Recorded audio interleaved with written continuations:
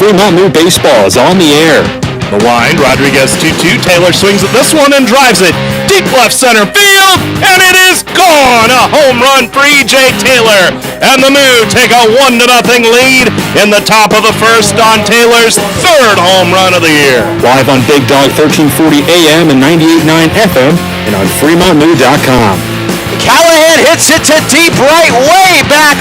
Olive is going to watch it go to tie the game. Austin Callahan delivers the third Moo solo home run of the evening, and it's a brand new ball game at 3 apiece. His 1-2 pitch. Young swings and misses for strike 3, and the Fremont Moo are the 2020 Expedition League champion. Now let's head to the ballpark.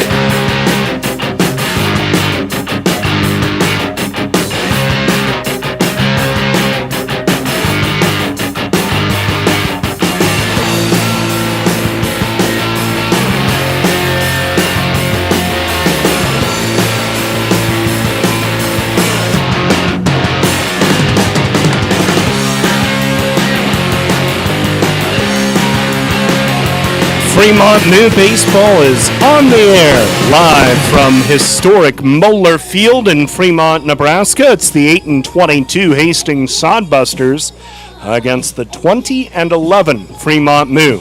With Zach Berman, this is Nate Rohr reporting it's a hot and muggy night for baseball. The temperature in the mid-80s, just a couple of puffy clouds overhead, and the wind just barely moving the American flag to our left as we prepare for the final game of this 7-game homestand, but the first game of the second half of the 2021 Expedition League regular season. The Fremont Moo ended the first half at 20-11, but now the standings reset, and the Moo begin their pursuit of a playoff spot, trying to clinch their bid to playoffs for the third time in the 3 years of the franchise's history.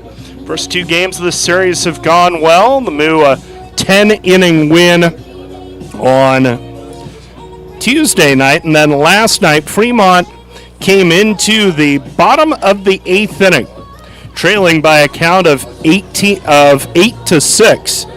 But then 12 runs, 17 batters later, the Moo led it 18-8 and cruised in from there to the victory, 18-8 last night. So they've clinched a series win, but now they're looking for the sweep and to begin the first half with a victory. This is the pregame show brought to you by Inspro Insurance, a Marshall McClellan Agency LLC company in Fremont, West Point, Wahoo, Lincoln, Omaha, and West Des Moines. Go to InsproINS.com for details.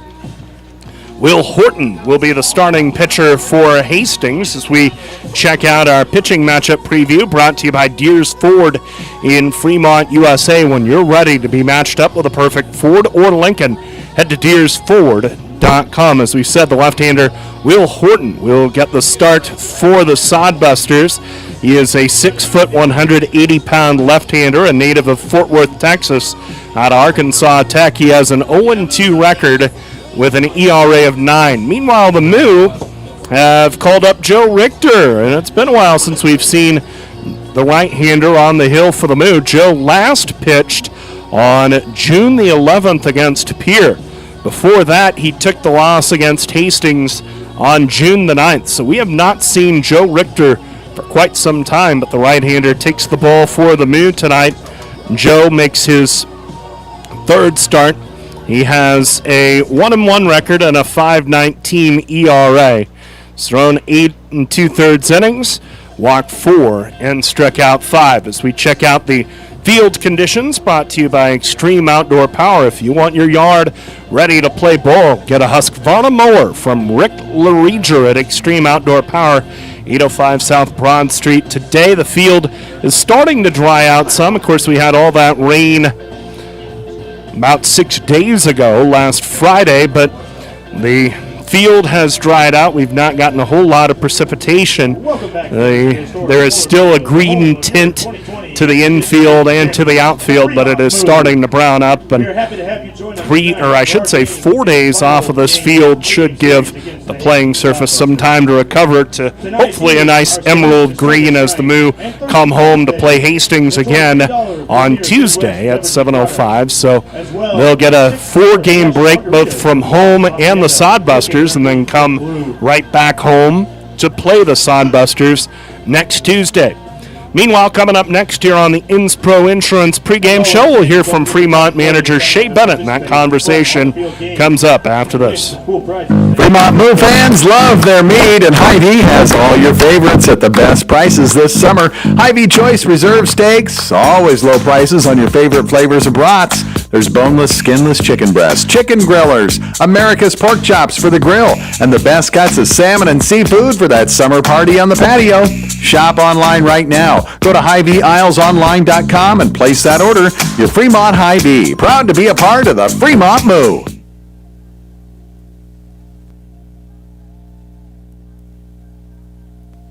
Husqvarna now has special financing and extreme outdoor power with approved credit. Available on all Husqvarna residential or commercial acreage and zero-turn mowers.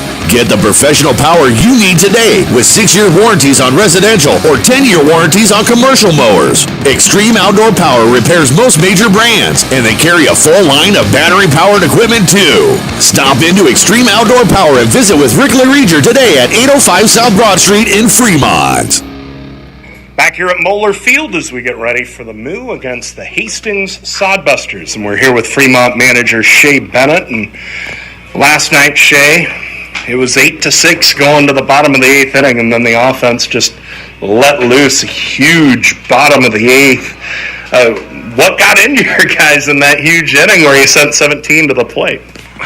Well, that's what happened that inning was what we've been struggling with the last couple weeks or so. We finally were able to take advantage of getting guys on base and finally bringing them in. A couple home runs, grand slam, 3-run homer, I think, after a bunch of walks. So just taking advantage of free bases when we do get guys on and bringing them around. So that was real assuring to see. Has to be a building block too. You guys have had the rough stretch, losing 8 out of 10, the loss to Sioux Falls on Monday night, and then you pull out a victory in extras on Tuesday, and then had the huge outburst last night. Do you feel like there's some momentum building for this team as we flip the calendar to the second half? Yeah, the last 2 games have been a little bit more like the first half, I guess, of the first half. Yeah, it looked more like Moo baseball and what we should be playing like, what we are, what our guys are capable of, I think. Still got to fill up the zone a little bit more, still throw some more strikes. I think we still walk too many, for sure. So we got to limit those, but as far as just having better quality ABs, that was a lot better last night, and defensively it's been cleaning up a little bit. So yeah, just trying to ride some momentum into the second half. We truly approach each day like we're 0-0, right? We're just trying to win the day, and now we're starting the second half where everyone literally is 0-0. So trying to start off the second half with a win today and go from there, one day at a time. Joe Richter gets the ball for you tonight. It's a guy we haven't seen for a while. What are you expecting from him? Hopefully we'll see a nice little bounce back outing. Last time he started was against these guys well, struggled a little bit with those same things. There's too many walks. So hopefully today he fills it up. He's more efficient and less defense work behind him, and he gets some run support as well. Hoping to see it. Good luck tonight, Shea. Thank you, Nate. That is Shea Bennett, Fremont's manager, as we get ready for the Moo against the Hastings Sodbusters, the first game of the second half. Starting lineups and the first pitch from Moeller after this. Did you know at Ford Lincoln we have a team of highly trained Ford-certified technicians that will make all the difference in your automotive service needs? Ford has long been on the cutting edge of automotive technology. Don't trust your Ford to an unqualified mechanic. Get it done right the first time. The Deers Ford way. We service all makes and models, and we welcome the opportunity to be your family's certified service technicians. Contact Deers Ford Lincoln Service at 402-721-1472 to schedule a service appointment today. My husband and I love to live in Nebraska. It's the good life. We always vacation here. Love those Nebraska state parks. We love to eat here. Where are you going to get a better steak? And we love to play here, especially Nebraska Pick 5 from the Nebraska Lottery. It has a $50,000 starting jackpot, drawing 7 days a week, and all the proceeds go back to our state. Hey, honey, this weekend, let's buy some Nebraska Pick 5 tickets, go to a state park, and grill some steaks. Like our first date. I'm no amateur. Top prize odds 1 in 501,000. Innsbro Insurance is your locally owned and independent insurance agency. Innsbro is a Marsh & McLennan Agency LLC company representing many insurance carriers, including EMC Insurance. EMC ranks among the top 60 in the U.S. to give you the best coverage and value. Serving Fremont for over 60 years, Innsbro remains committed to providing professional and personal service. Proceeding with confidence. Innsbro, a Marsh & McLennan Agency LLC company in Fremont, West Point, Wahoo, Omaha, Lincoln, and West Des Moines. At InnsbroINS.com on the web. Gentlemen, here at Weesey Plumbing and Excavating, our customers' duty is our duty. Now, you're Fremont's finest, and I want you people-pleasing plunger wranglers to remember here at Weesey, we don't stop fighting clogged drains, low water pressure, frozen pipes, until our residential and commercial customers are smiling. Am I making myself clear, you toilet snake and sink suckers? Yes, Sergeant. Now, our customers will find us in Fremont, on Facebook, and online at WeeseyPlumb.com. Weesey Plumbing and Excavating. Your duty is our duty. Wow, great space, nice and clean, decent square footage, a lot of potential. When do we move in? You know this is for storage, right? It's not a man cave. Oh, with storage units this nice, no wonder it feels like home. Morningside Storage is a full-service facility including indoor and outdoor, 5x10, 10x10, 10x20s, and plenty of outdoor storage for campers, boats, and RVs. They're safe and secure with reasonable rates. Morningside Storage, just west of Luther and Morningside. Call 402-317-9261 now. That to-do list you have needs one more thing. Chill. It's an easy thing to do.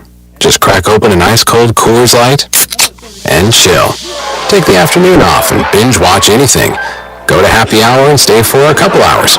Who's counting anyways? Or hang out with just your dog, because you've had enough human interaction this week. Whatever you do, do it with a Coors Light. Mountain cold refreshment made to chill. 2020 Coors Brewing Company, Golden, Colorado. Celebrate responsibly. Of the Moo players. We're getting ready for the Moo against the Hastings Sodbusters. All the flags of the branches of the United States Armed Forces being borne by the Moo players down the third baseline. Some of the other Moo players holding an American flag on the field. Fremont in the purple caps, orange jerseys, purple numbers, and the cowhead on the front. Hastings in the road grays with the green letters, numbers, and trim, and the green cap with the gold bill.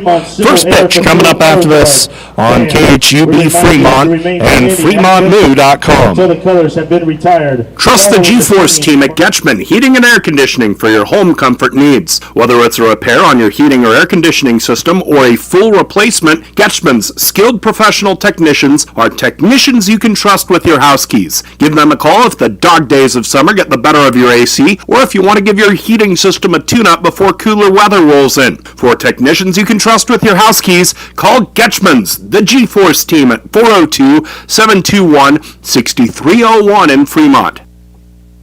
La Hacienda Mexican Restaurant, your favorite family-owned restaurant, is offering their family special. Right now, feed the whole family with 12 tacos, rice, beans, chips, and salsa for only $25. Thursday, get $2 off house pitchers of margaritas on the rocks. The family special isn't only for game days. Get it anytime. La Hacienda, 3140 Elk Lane, across the street from Goodwill. Call in your Feed the Family special order ahead at 721-9909 or order online at LaHaciendaFremont.com. Then head home and enjoy. Fremont Moo Baseball! See the defending Expedition League champion Moo at historic Moeller Field all summer long. Tickets are on sale now for all remaining home games. Watch the Moo push for another Expedition League title and enjoy all the fun of a night at the ballpark with all sorts of promotions and giveaways to make your night special. Buy your tickets in advance and save at tickets.fremontmoo.com. Party till the cows come home! Fremont Moo! Looking for photography and video services in Fremont? Give Vic's Photography and Video Services a call. He offers photography and video coverage of weddings and events, portfolios of families and high school seniors, and businesses.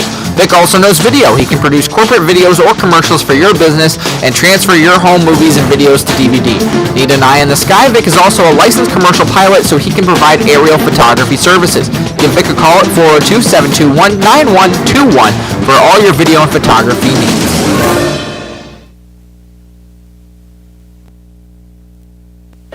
Now that's what a solid piece of wood sounds like. Look just past that left field wall at Moeller Field, you'll see Christensen Lumber, a solid lumber company for nearly a century. And there goes another ball into the lumber yard. Professional builders know Christensen Lumber is their home run hitter for quality materials. More contractors and woodworkers will tell you Christensen Lumber is the best choice to find quality cuts of lumber since 1923. Christensen Lumber, it's where the pros go. 714 South Main, just past the left field wall at Moeller Field. Interested in starting a new career with great pay and benefits? Lincoln Premium Poultry is now hiring for all positions. An innovative company with state-of-the-art technology. Visit www.lincolnpremiumpoultry.com or be referred by a current Lincoln Premium Poultry team member, and you can each earn up to $1,000. Lincoln Premium Poultry. Apply at lincolnpremiumpoultry.com. We want you on our team. Just like the Fremont Moo rolling through the Expedition Link, Bassett Truck and Trailer keeps your trucks and trailers rolling. From full truck and trailer repair to overhauls and towing, Bassett Truck and Trailer Repair is your truck and trailer repair experts. They also offer 3-axle truck alignments, roadside assistance, free estimates, and Department of Transportation inspections. Bassett has been in business since 2014, and they have ASE certified technicians and quick turnaround on services. Call 402-909-3902 for all your truck and trailer repair needs. At Methodist, our doctors, nurses, and team members work together to ensure you receive the level of expertise and compassion that you deserve. Whether it's in Omaha, Council Bluffs, Fremont, or any of the surrounding areas, we all share a common goal. Delivering outstanding care and exceptional outcomes for every patient. Methodist, the meaning of care. Mid-Continent Irrigation is a 30-year family-owned and operated business in Fremont. Mid-Continent Irrigation sells new Valley brand irrigation equipment and Suckup brand grain bin equipment in their local trade area. They service all brands of irrigation and grain bin equipment and are staffed with highly skilled and trained professionals. Their staff has over 120 years of combined experience that still attends service school annually to stay on top of the latest technology. Give them a call at 402-727-9373. We welcome you back to historic Moeller Field as we get ready for the Moo against the Hastings Sodbusters. The patriotic pregame ceremonies have wrapped up with the Moo on the road for Independence Day. The military being honored tonight instead of on Independence Day, since half the teams in the league have to be on the road, of course, for Independendence Day. But here we are as we get ready for the final game of the 7-game homestand, and the Moo trying to open the second half on a winning track with a game tonight against a Hastings Sodbuster team that they have had a ton of success against. It is now time to check our starting lineups presented by your Fremont Hy-Vee. For a lineup that's loaded, shop your Fremont Hy-Vee. And for the lineups, we go to Zach Berman. Thank you, Nate. Well, Hastings has not won at Moeller yet this season. Can they fix that trend tonight? Well, here's the lineup they're putting out to do so. Omar Jackson, like he has the last 2 days, leading off at center field. Cole Dawson batting second, playing third. Trevor Matson batting third and playing first base. DHing today, Jack Hammond, he's batting fourth. Matt Hallback batting fifth in right field. Luke Solis batting sixth at short. Logan Johnstone batting seventh in left field. Trevor Stevens batting eighth at second base. And Connor Feeney batting ninth in catching. And a man that the Moo have seen and roughed up this season, Will Horton, on the mound for the Sodbusters. As for Fremont, An interesting lineup. Let's start with the pitcher. Joe Richter back after a couple weeks gone. He will be starting. Leading off and going from batting ninth to batting leadoff, Darian Morphew. Batting second, playing short, Peyton Leaper. Batting third, batting and playing first base is E.J. Taylor. No Brock Riller tonight. They're resting him for the Sears Valley series, so Austin Callahan will bat cleanup in DH. How about the rise of Jack Simonson? He's batting fifth and catching. Austin Baskin, he hit a grand slam last night. He's batting sixth and playing third. Batting seventh in left field, Ryan Koski. Here's an interesting one. Trent Sellers, usually pitching, batting eighth and playing right field, and batting ninth is Dylan Sears at second. Fremont has taken the field in the purple caps with the cow head on the front, the orange jerseys with the purple number front and back, and the cow head on the front left, the white pants trimmed in purple and orange, the purple socks, and the black and white shoes. Hastings in the base green caps with the white front panels and the gold bill, and the bees on the front in green. Gray jerseys with green script. Hastings on the front, trimmed in gold. The green number front and back, trimmed in gold. The gray pants with green and gold trim. Green socks and the black shoes. Joe Richter getting loose for the Moo. The defense around him is Koski in left. Morphew in center. Sellers making his position player debut in right. Then you've got Baskin at third, Leaper at short, Sears at second, Taylor at first, and Simonson catching Richter.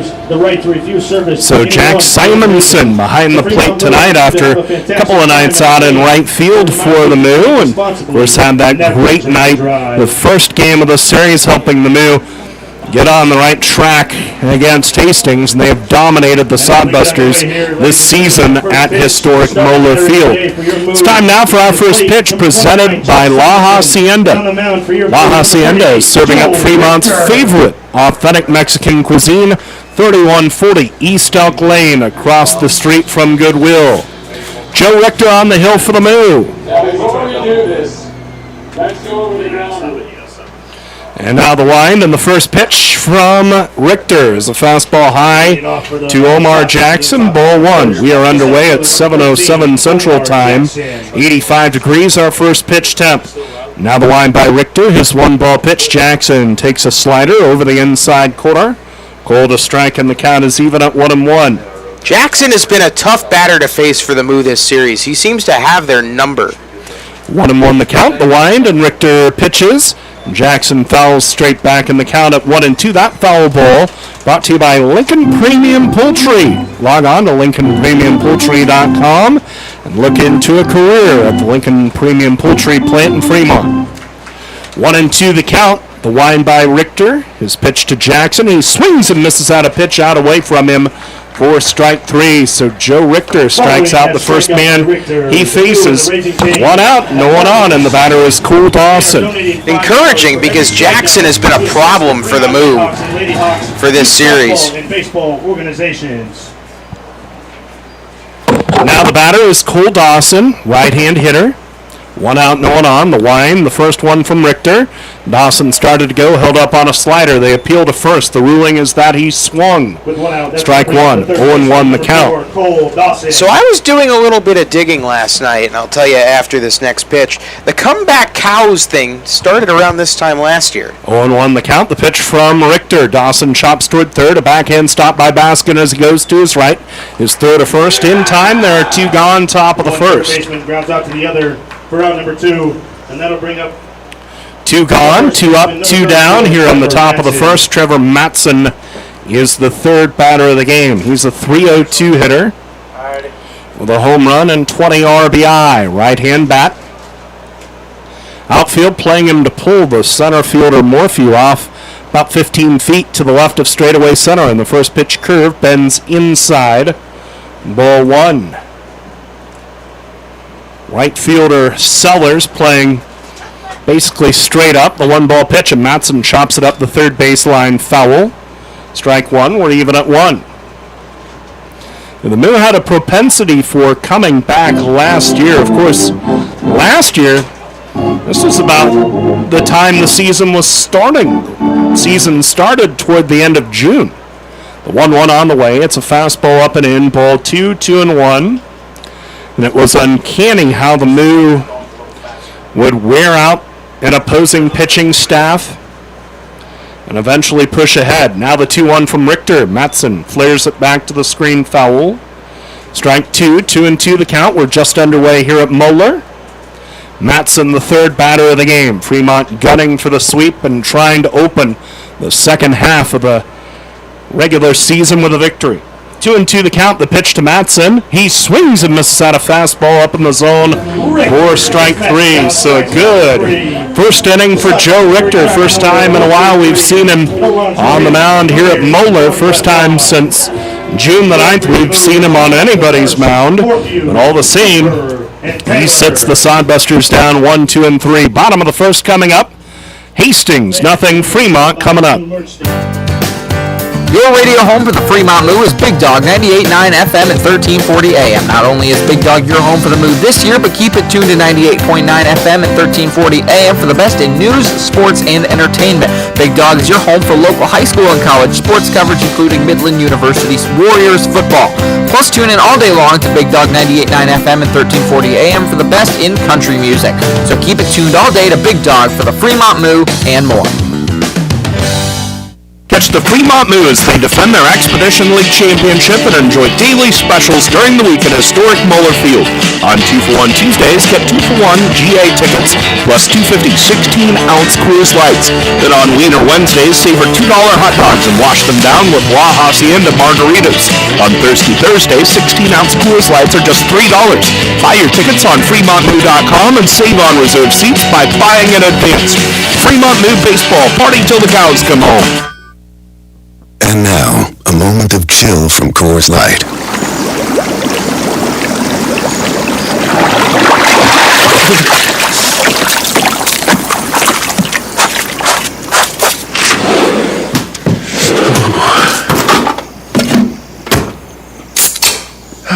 Coors Light, mountain cold refreshment, made to chill after the short but cold beer run from hot tub to cabin. 2020 Coors Brewing Company, Golden, Colorado. Celebrate responsibly. Back with you from Moeller Field in Fremont as we get ready for the bottom of the first inning. Hastings went 1-2-3. They'll send the left-hander Will Horton to the plate against the Moo in the bottom of the first. Darian Morphew will lead it off for Fremont. Left-hand batter. The lefty Horton kicks and delivers the first one. Morphew takes a fastball outside corner. Called a strike. Count is 0-1. Now, Morphew is a staple in the early part of the lineup for almost this entire season, so it was curious to see him get put in the bottom half of the lineup last night. Slider outside, 1-1. However, he had a huge double in the 8th inning. It was his only hit of the game, but part of that crazy 12-run 8th. 1-1. Morphew swings and fouls straight back. Strike 2, 1-2. Darian hits in 22 of 24 games in which he's had a plate appearance. The wind. Now the 1-2 pitch. Morphew rips it up the first base line, just foul. And the count remains 1-2 to Darian Morphew. Morphew on the series, 1 for 4, with a couple knocked in. He's batted in 7 runs in his last 3 games. The 1-2, Morphew swings and misses at a changeup from Horton. And Morphew strikes out swinging 1 out. Good looking pitch from Horton. That thing was a nasty changeup that a lot of hitters would have trouble with. Now the batter is Peyton Leeper, 229 average. Leeper with a home run and 8 RBI. Switch hitter up there right-handed, and the first pitch from the lefty is a fastball outside corner. Called a strike, and the count is 0-1. Horton steps, kicks, deals the 0-1, and Leeper takes curve that stayed just outside, now 1-1. Peyton on the series is 0 for 7. He's driven in a run. 1 out, no one on. The wind, Horton's 1-1. Leeper takes high, now 2-1. We're in the bottom of the first inning. Scoreless between the Moo and the Sodbusters. Fremont trying to close this homestand with a win. The 2-1. That fastball called a strike. Boy, it looked like that was outside, but The catcher Feeney yanked it back over the outside corner, and the count is 2-2.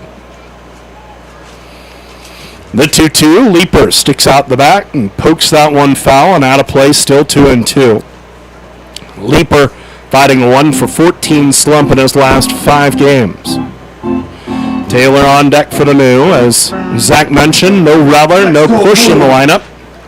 2-2 to count. The pitch from Horton, and Leaper swings and misses at a changeup. Out away from him for strike 3. So 2 batters, 2 strikeouts, both on changeups, and it'll be E.J. Taylor coming up. Interesting that Horton looks so good. The Moo have hit off of Horton in his 2 starts against Fremont. He's given up 5 and 6 runs respectively. But most of those have happened in the later part of his starts. He has gone at least 5 innings in both of them. 2 outs, nobody on. The batter is E.J. Taylor, right-hand hitter. Base is empty, 2 outs, scoreless in the bottom of the first. The Moo and the Sodbusters. First one to Taylor. He takes a fastball. Outside corner, called a strike 0-1. I do think it's interesting to see how Coach is gonna shake up that lineup for Sears Valley, the Revenge Series. The 0-1, Taylor pops it up right side, fouling out of play, strike 2. E.J. Taylor, 1-for-4 with an RBI in this series, hits in 12 of his last 13 games, hitting 23 for 52 in the run. 2 strikes the count. Betty goes with the changeup. That's how he's gotten his first 2 strikeouts. Horton, the lefty, kicks and deals the 0-2. No, it's a fastball high and away. That's why I'm sitting up here. Count is 1-2. Lefty to righty. Horton to the line. And his 1-2 pitch. Taylor swings and chops it toward third. Dawson backs up, makes the backhand stop. A long throw. Sails. The tag by the first baseman is there in time to retire Taylor and end the inning. Dawson had to uncork as hard a throw as he could muster. That throw kind of sailed on him, but Matson, the first baseman, did a great job of snaring it and tagging out Taylor to end the inning. Fremont gone 1-2-3 in the first. We go to the top of the second with a score: Moo nothing, Sodbusters nothing. Your home away from home is Baymont Inn & Suites in Fremont, 2700 North Dyers Parkway in Fremont, just off the U.S. Route 275 and Route 30. Baymont offers free Wi-Fi, a 24/7 diner, and fitness center. Resting clean, comfortable rooms before you come out to Moeller Field for a Fremont Moo game, or whatever brings you to Fremont. Ask for the Fremont Moo Friends and Family rate and stay at Baymont Inn for just $55 a night.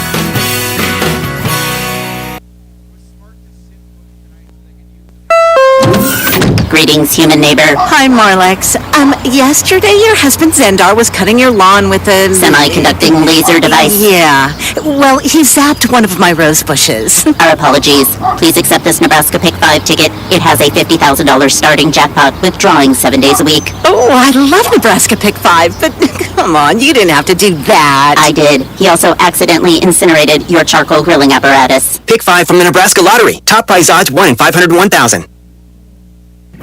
When you need electrical service, installations, or repairs for your industrial, commercial, or residential property, depend on Fremont Electric for the service you deserve. Fremont Electric is a locally owned and operated electrical contractor since 1974 and are committed to getting the job done right. Whether it's a small project or a large undertaking, they offer 24-hour emergency service for your convenience and peace of mind. Call Fremont Electric at 402-727-4932 to see what they can do for you. Top of the second inning at Moeller. Scoreless between the Moo and the Sodbusters. Jack Hammond will lead it off for Hastings, a right-hand bat, against the righty Joe Richter, who winds and delivers the first one. It's a fastball down and into Hammond, ball 1. Hammond, 250 average. No home runs, 18 RBI this year.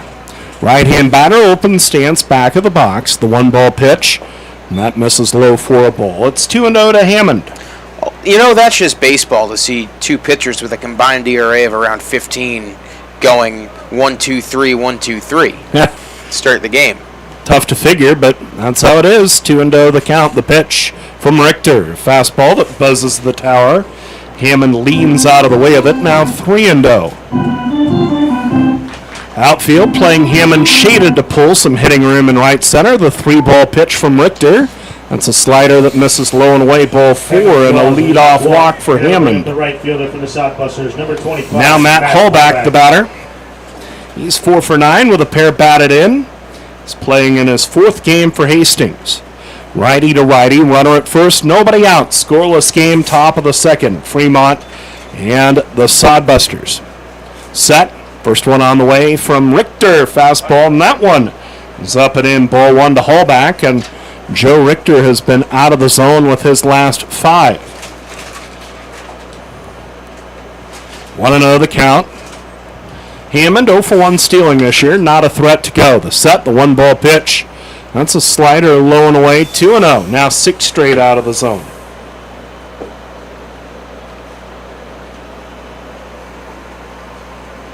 Two and 0 to Matt Hallback.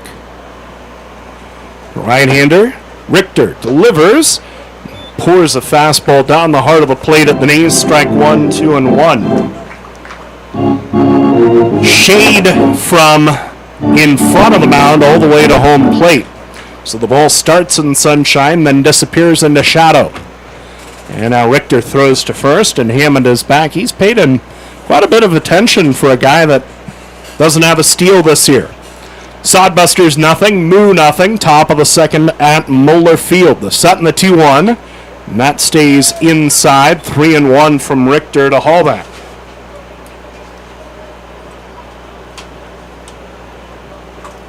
Luke Solis due next.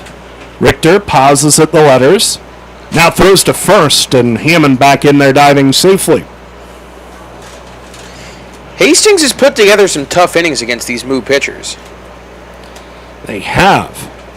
And I'm sure they are starving for a victory after last night. The pitch, a swing and a miss on one down and into Hallback.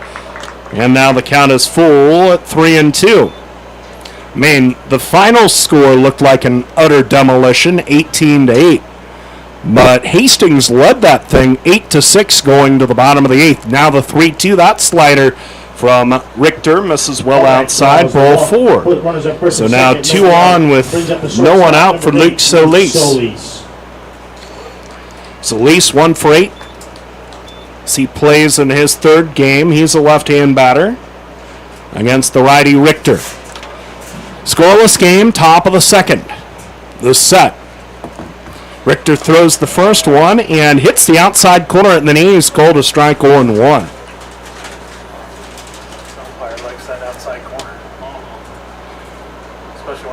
Hammond at second, Hallback at first.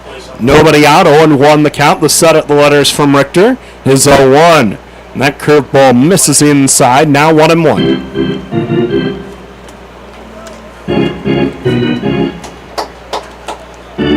Koski backs up a couple of steps in left field. 1-1 to Solis, a left-hand batter.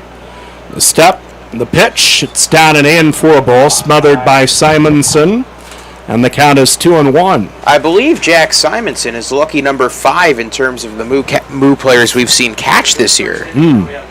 First time we've seen him since they've settled into that rotation of Hayes and Howell. But you have to wonder how he fits in, considering his bat has been white hot as of late. The 2-1, there's a swing and a miss by Solis. Now 2-2. We're in the top of the 2nd inning. Scoreless game between Fremont and Hastings. Count is 2-2 to Solis, left-hand batter. Back of the box with an open stance. The set. Richter brings home the 2-2. There's a swing and a miss by Solis on a pitch out away from him for strike 3. 3 strikeouts for Richter. There's 1 out in the top of the 2nd. Richter's tendency seems to be going to that low away fastball for his put away pitch. Let's see if Hastings can catch up to it. Left-hand batter Logan Johnstone steps in against the righty Richter, who delivers the first one. Johnstone swings and misses strike 1. Logan Johnstone is playing in his 3rd game for the Sodbusters. He's 2 for 5 in his first 2 outings for Hastings. Hammond at second, Hallback at first, 1 out. The set, the 1-strike pitch, and that's served foul and out of play to the left by Johnstone. The count at 0-2. Infield playing semi-deep. Obviously, they're shading right, looking for that potential double play, as Johnstone is a pull hitter. The 0-2 on the way. Johnstone taps it back to the pitcher. Richter has it, his only play first, and the throw in time to retire Johnstone. Hammond moves to third. Hallback advances to second, and now there are runners second and third with 2 outs for Trevor Stevens. The ball hit too softly to be a double play ball. Richter fooled him badly. Now it's Connor Feeney at the plate. Runners second and third, nobody out. Second and third, 2 outs. Scoreless game, top of the second. The righty Richter set and deals and misses high, ball 1. Stevens, a 152 average. No home runs, 3 RBI. 1-0 the count, the set. Richter delivers, misses high, now 2-0. One of the problems with this Hastings team is how quickly this offense dries up. Got a couple of really good hitters in Dawson and Matson. 2-ball pitch. That slider taken at the knees, hard of the plate, called a strike 2-1, but Hallback is a recent pickup. So Lease is a recent pickup. Shimashita not playing tonight, but another recent pickup.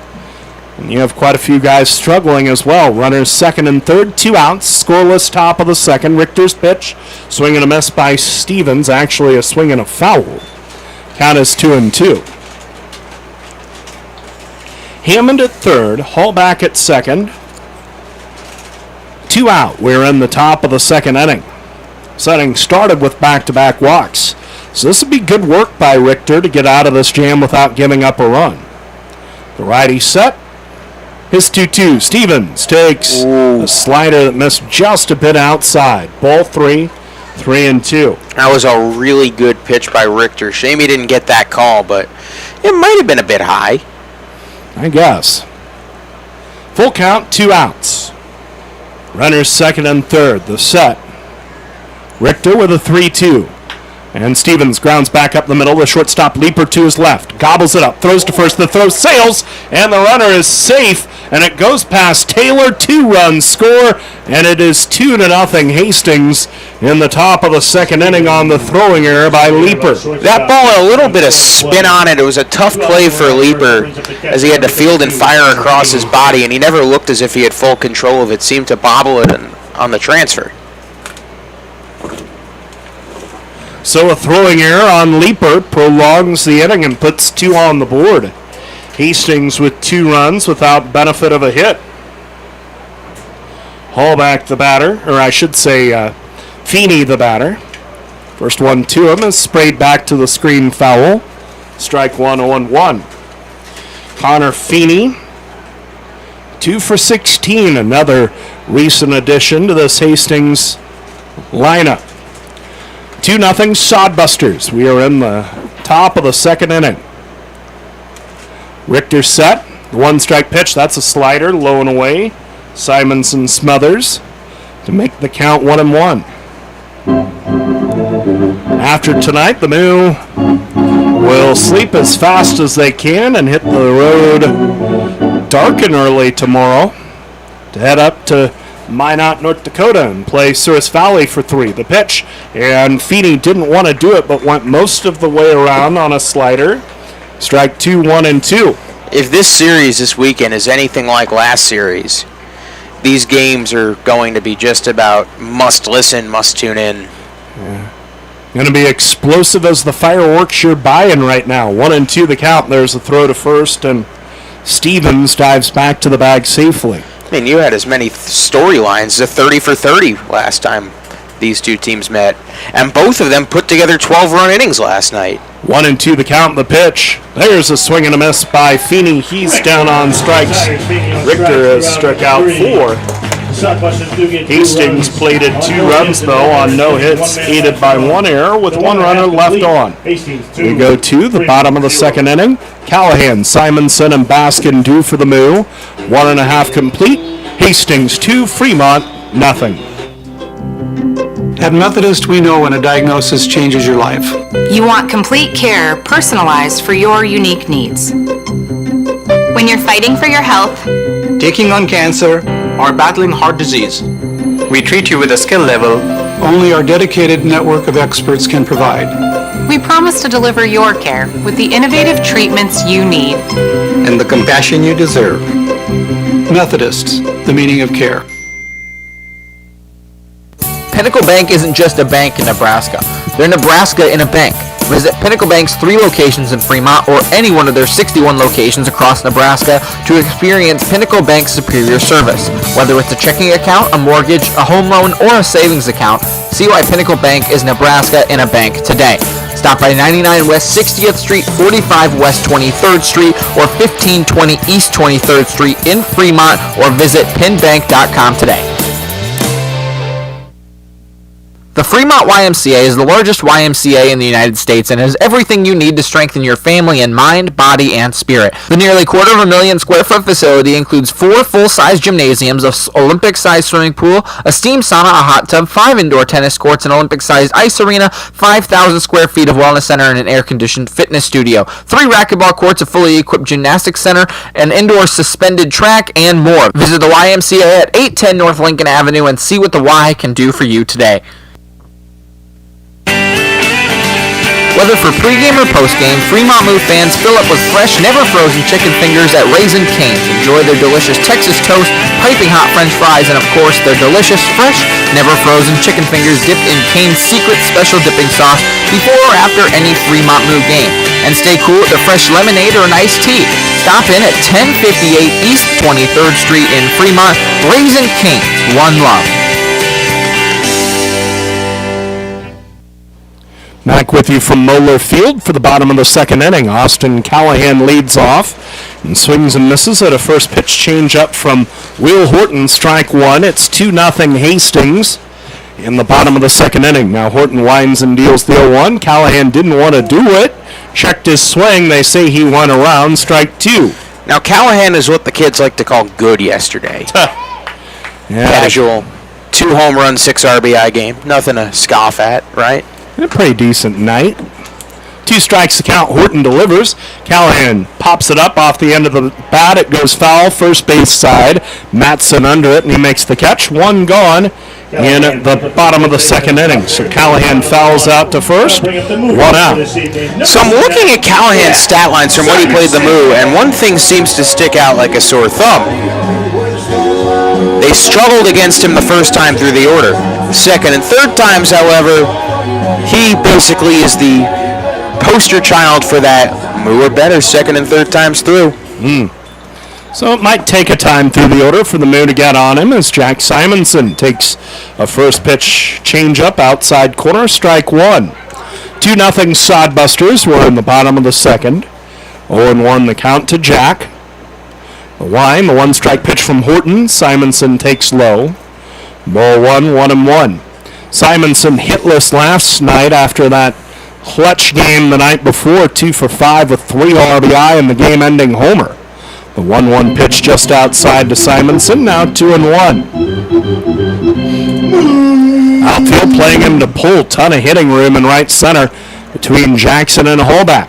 Horton winds and deals the 2-1, and Simonson swings and misses that 1 out away from him, strike 2. Now, Simonson is listed as a catcher/outfield by NDSU, so he has experience behind the mound. He's behind the plate. I'd say he's more of just a utility guy. As Simonson taps that 1 foul around home plate, still 2-2. Jack didn't see a whole lot of time catching for North Dakota State. That duty fell to former Moo Kyle Emanuel and former Moo Will Bush. 1 out, no one on. 2-0 Hastings. Bottom of the second, the 2-2. Simonson swings and lines this one into center field, down for a hit. First hit of the game for Fremont. In fact, the first base runner of the game, and that was some good wood by Jack, brought to you by Christensen Lumber, the best choice to find quality cuts of lumber. Since 1923, Christensen Lumber, it's where the pros go. How important is it going to be for this second half to have Jack Simonson hitting the way he just did? He's got to be a complete hitter for the Moo, and you feel like he's warming up. 1 on, 1 out. The batter is Austin Baskin. First pitch to him is down and in, ball 1. Baskin, 288 average with a home run and 7 RBI. And that home run, of course, came in the monster 8th inning of last night. It was a grand slam. And he is heating up of late at the plate. The set, Horton's 1-ball pitch. Baskin takes down and in, now 2-0. Baskin in his last 8 games hitting .379. That'll do just fine, especially out of the 6th spot of the order. Simonson at first, 1 out, 2-0 Hastings in the 2nd inning. And there's a throw to first, and Simonson dives back in safely. That was close to a balk. Very, very, very close. Deceptive move by the left-hand pitcher, Horton. 2-0 the count, 1 on, 1 out. The set, Horton again throws first, a snap throw, and Simonson's back into the bag, standing up safely this time. Simonson's deceptively speedy. Jack attracting plenty of attention over there. 1 on, 1 out. The set and the 2-0. Baskin takes a bit outside, 3-0. Ryan Koski on deck. Moo trying to get back the 2 runs they allowed in the top half of this, the 2nd inning. The set by Horton. The lefty's 3-0. Baskin takes over the outside corner. Called a strike, 3-1. Kind of interesting from the home plate umpire. So often we see umpires call strikes by pointing out to the right side with their right hand. Set and Horton's 3-1. Baskin swings and lifts it into short right field. Haul back in and to his left near the foul line. He makes a foul ball catch for the 2nd out of the inning. Tough play. Baskin got better contact on it than I thought he did.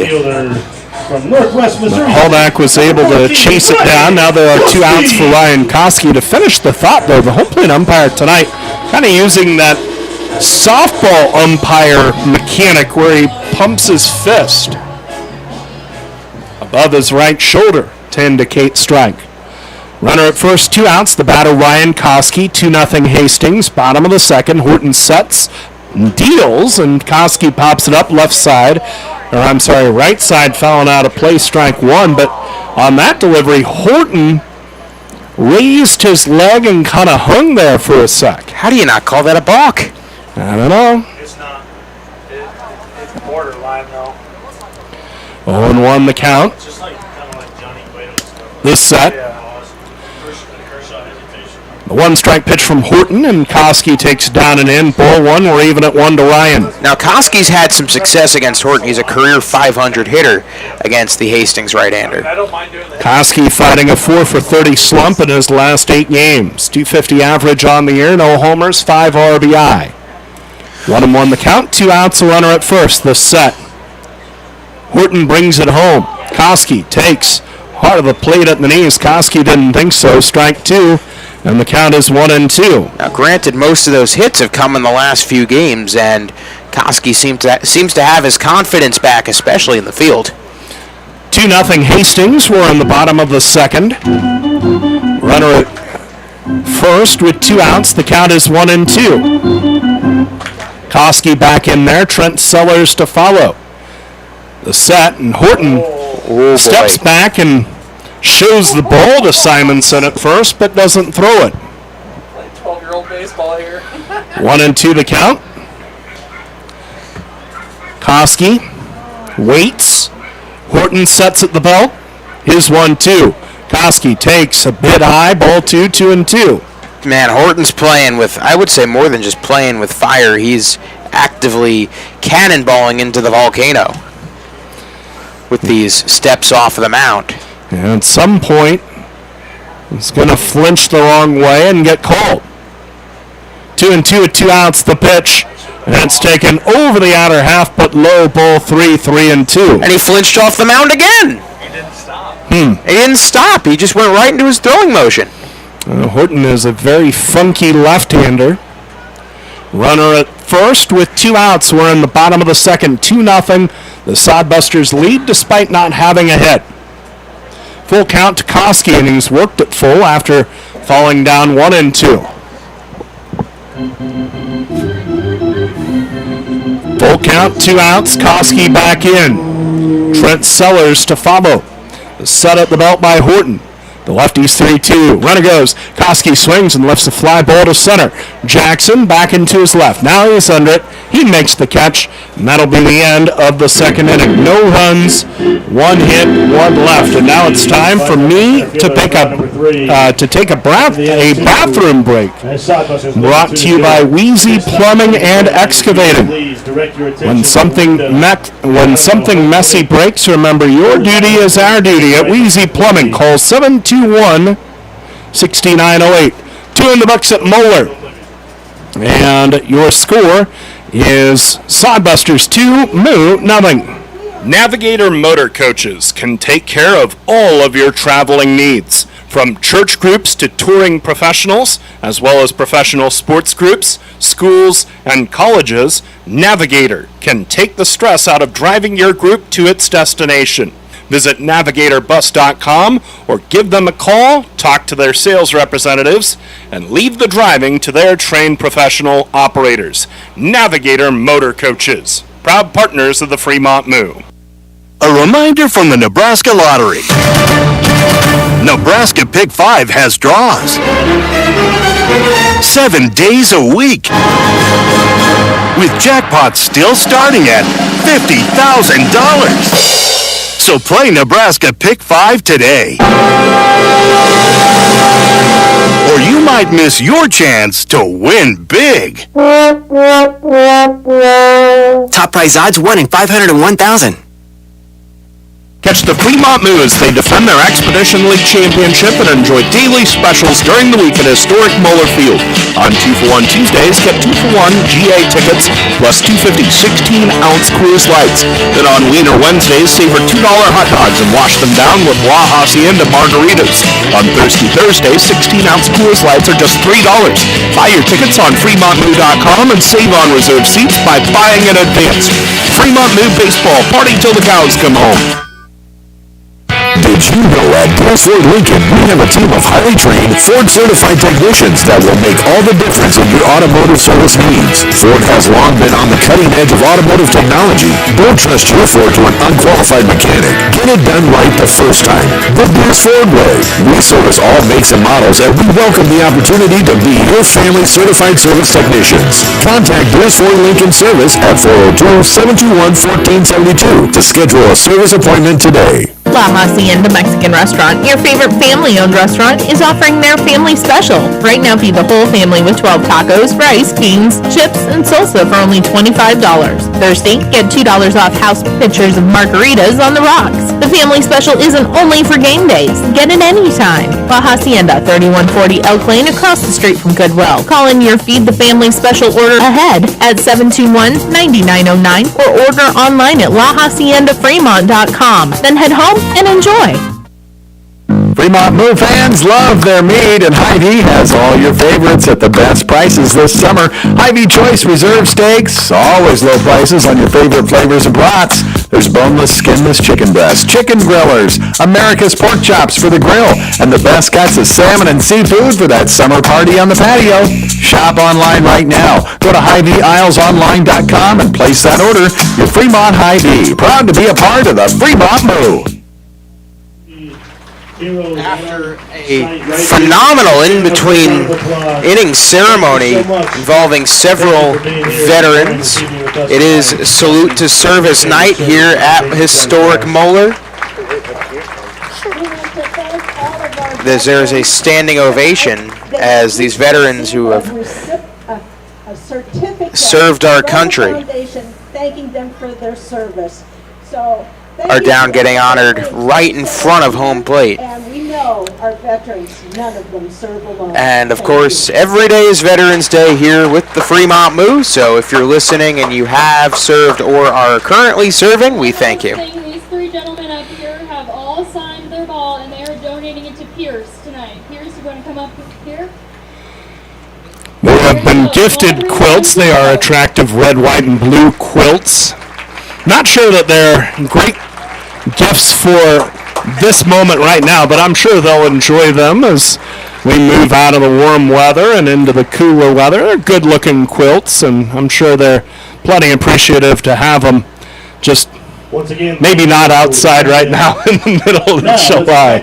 Of course, Moo not playing at home on Independence Day. They will be in Minot. And what time does the bus leave tomorrow, Mr. Rohr? Early. 5:30 in the morning early. Ouchie. Oh well, this is the life we've chosen. Indeed. You know, I am excited as Omar Jackson gets ready to come up to the plate. I have never spent a 4th of July in any other part of the country other than the Northeast. It's either been New Jersey or Maine. And talk about different. Now I get to spend Independence Day in Minot, North Dakota. I'm excited to see how it's different. The first thing I can tell you from spending the weeks and days leading up to the 4th here is that people just love to shoot off fireworks for the heck of it. Yes, they do. Omar Jackson. And I think they started selling here in Fremont yesterday? Something like that. All I know is it was a couple nights ago. I think it was the last night of Sears Valley. There was one that was shot off really close to us. It sounded like a gunshot, and I ducked in the parking lot. First pitch to Omar Jackson, who struck out his first time swinging outside. Yeah, no, they give you a jolt, especially when they're close. Mm-hmm. A 1-0. Dealing is Richter. That one popped in the air. Left field side of foul territory. And making the catch is Simonson for out number 1. Well done by Jack Simonson. He's used to pursuing balls in the air, but foul pops around home plate have so much spin on him, and Jack had to make his way all the way over to the Moo on deck circle, and he was able to handle everything well and make the grab 1 down. Well, that's the perk of having a traditional outfielder behind the plate. He's got that jump that maybe some natural catchers won't have to get over and make those tough plays as Cole Dawson takes the first pitch called strike. Dawson grounded into a 5-3 his first time up. Now the 0-1, righty to righty. Richter deals. Taken outside for ball number 1. 2-0 Sodbusters in the top of the 3rd. The Moo looking to complete a 3-game sweep of the Busters before heading up to the Dakotas for a 4th time this year. That one fouled away. Count 1 and 2. The move for a team as far east and south as they are traveling to North Dakota at least in the regular season 4 times in the first month of the season. Oof. This will be their last time, at least until the playoffs. The 1-2 pitches swung on and missed. Dawson badly fooled there. That's out number 2. Save that little back-to-back walk bump in the road to begin the 2nd inning. Joe Richter has been really good for the Moo. Through 2 innings plus 2/3, he has struck out 5, and he's humming along pretty well, not having given up a hit as yet. So now due up, Trevor Matson. First pitch to Matson is popped in the air. Right field side of foul territory. Taylor under it, and he will lean over and make the catch against the wall on the right field side of foul territory. E.J. Taylor had that tracked from the jump, and he reaches over the first base fence and makes the catch to end the inning, and it's a quick one. 1, 2, 3, go the Busters, and the Moo are going to come to the plate in the bottom of the 3rd, trailing 2-0. Husqvarna now has special financing and extreme outdoor power with approved credit. Available on all Husqvarna residential or commercial acreage and zero-turn mowers. Get the professional power you need today with 6-year warranties on residential or 10-year warranties on commercial mowers. Extreme Outdoor Power repairs most major brands, and they carry a full line of battery-powered equipment too. Stop into Extreme Outdoor Power and visit with Richter today at 805 South Broad Street in Fremont. Inspro Insurance is your locally owned and independent insurance agency. Inspro is a Marsh & McLennan Agency LLC company representing many insurance carriers, including EMC Insurance. EMC ranks among the top 60 in the U.S. to give you the best coverage and value. Serving Fremont for over 60 years, Inspro remains committed to providing professional and personal service. Proceeding with confidence. Inspro, a Marsh & McLennan Agency LLC company in Fremont, West Point, Wahoo, Omaha, Lincoln, and West Des Moines. At InSproINS.com on the web. Wow, great space, nice and clean, decent square footage, a lot of potential. When do we move in? You know this is for storage, right? It's not a man cave. Oh. With storage units this nice, no wonder it feels like home. Morningside Storage is a full-service facility including indoor and outdoor, 5x10, 10x10, 10x20s, and plenty of outdoor storage for campers, boats, and RVs. They're safe and secure with reasonable rates. Morningside Storage, just west of Luther and Morningside. Call 402-317-9261 now. Bottom of the third inning, the Moo trail 2-0, and oh boy, guess who's playing right field today? Trent Sellers. We've only seen him pitch so far this season, but he swings and misses on the first one from Will Horton. From Lewis Clark State, he is listed as right-hand pitcher / outfield. So he has experience swinging the bat, and he lines one to left field, and how about that, Trent Sellers, a leadoff single. Trent had an at-bat earlier this year, but that's his first hit, so he's now 1 for 2. Good start to the bottom of the third, the leadoff man on. Well, he's no slouch at the plate. This past season at Lewis Clark State, he batted .417. So maybe, just maybe, the Moo might have an extra little wrinkle to their lineup. How about that? So Dylan Sears, who had the night off yesterday, now back in his typical 9 spot. Runner off second is Sellers. Don't know how he runs. We've only ever seen him on the mound except for that one prior plate appearance. Sears gets called on a first pitch strike.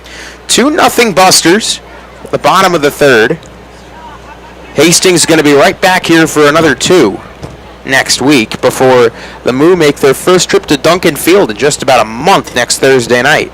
The 0-1, and Sears takes that one on the inside part of the plate, but called ball 1. Sellers, not much of a lead off of second, but I'm curious to see if they give him, now he takes a bigger lead. Outfield playing shallow, the infield, especially Stevens at second, playing quite deep, just about on the edge of the outfield grass. Righty to lefty, or lefty to lefty, Horton deals. That one swung on a miss, count 1-2. Well, today was a huge day in the history of college athletics. And starting today, college NCAA athletes can use their names and likenesses for financial purposes. Big day for collegiate sports. Off of second. Sellers, the 1-2. Sears chops it slowly to Matson. Could be a tough play. The flip to the bag is in time. And not by much. But getting over to third is Sellers, and that's the first out of the inning. Good job by Sears to hustle all the way over to third on that one. And it looked like Sears had beat that thing out. I thought so too. But we play on, and it works as an unintentional sacrifice of sorts. Runner on third, 1 out. The first pitch, Morphew swings, and let's see what they call it. No, they say he held up, ball 1. How about that? We'll take it. 1 ball, no strikes, lefty to lefty. Horton sets and deals, and Morphew checks again. Let's see if they call this one. They didn't call it, so 2-0. How about that? 2 balls, no strikes, hitters count for Darien. Horton deals, and that one taken outside, 3-0. A walk would put the runners on the corners for Peyton Leeper, who would be the go-ahead runner at the plate. Runner off third is Sellers, 3-0. Morphew gets the green light, hits it on the ground, and it's past a diving Stevens in the right center field for a base hit. And an RBI single as Trent Sellers trots home from third, and the Moo cut the lead in half. It is 2-1 Busters. Pretty simple game when you're at 2-0. You get a pitch to hit, and you put a good swing on it. Morphew did exactly that. Ripped it off the glove of the second baseman into left field to cut the Moo deficit to 1.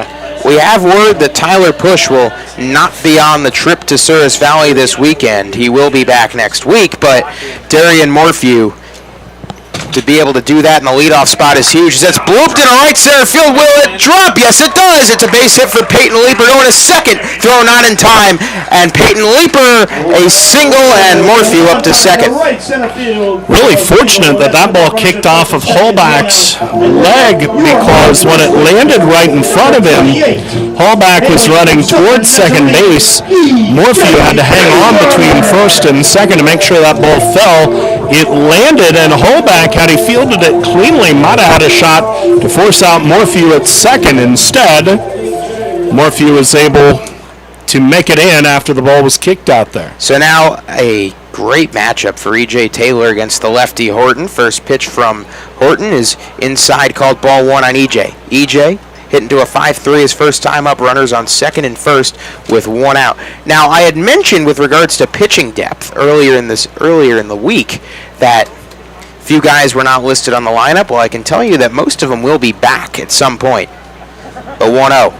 Taylor swings and it's a high fly ball, right field. That is sending back Hallback all the way to the track. He makes the catch. That ball had carry. Both runners tag and both runners are safe. So Taylor a fly out, but he advances the runners to second and third for Austin Callahan with 2 outs. Callahan popped out his first time up, looking to improve on that. He is in with the go-ahead run on second base. Now, I was mentioning guys like Alex Wise and Levi Chiuchi, currently listed as with an X in front of their name on the roster. They will be back. Glorious. So the pitching depth may be coming back at the time where the Moo need it the most. And remember what we saw of Wise, he was a live wire. First pitch to Callahan, taken over the outside part of the plate, called strike one. Callahan, 30 for 82, 365, 6 homers, 38 RBIs, a 333 average against Mr. Horton.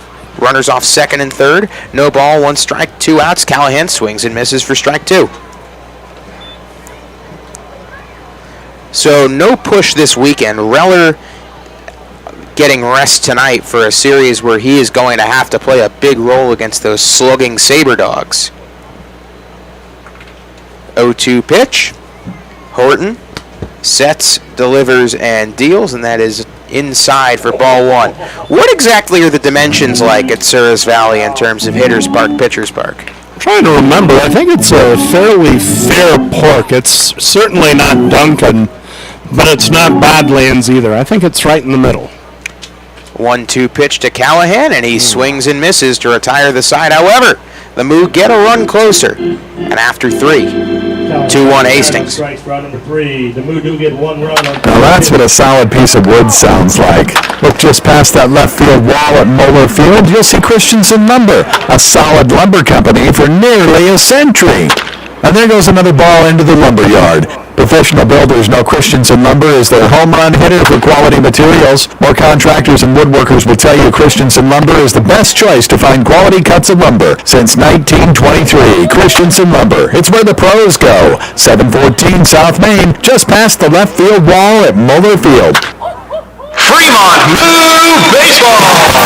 See the defending Expedition Link champion Moo at historic Moeller Field all summer long. Tickets are on sale now for all remaining home games. Watch the Moo push for another Expedition Link title and enjoy all the fun of a night at the ballpark with all sorts of promotions and giveaways to make your night special. Buy your tickets in advance and save at tickets.fremontmoo.com. Party till the cows come home. Fremont Moo!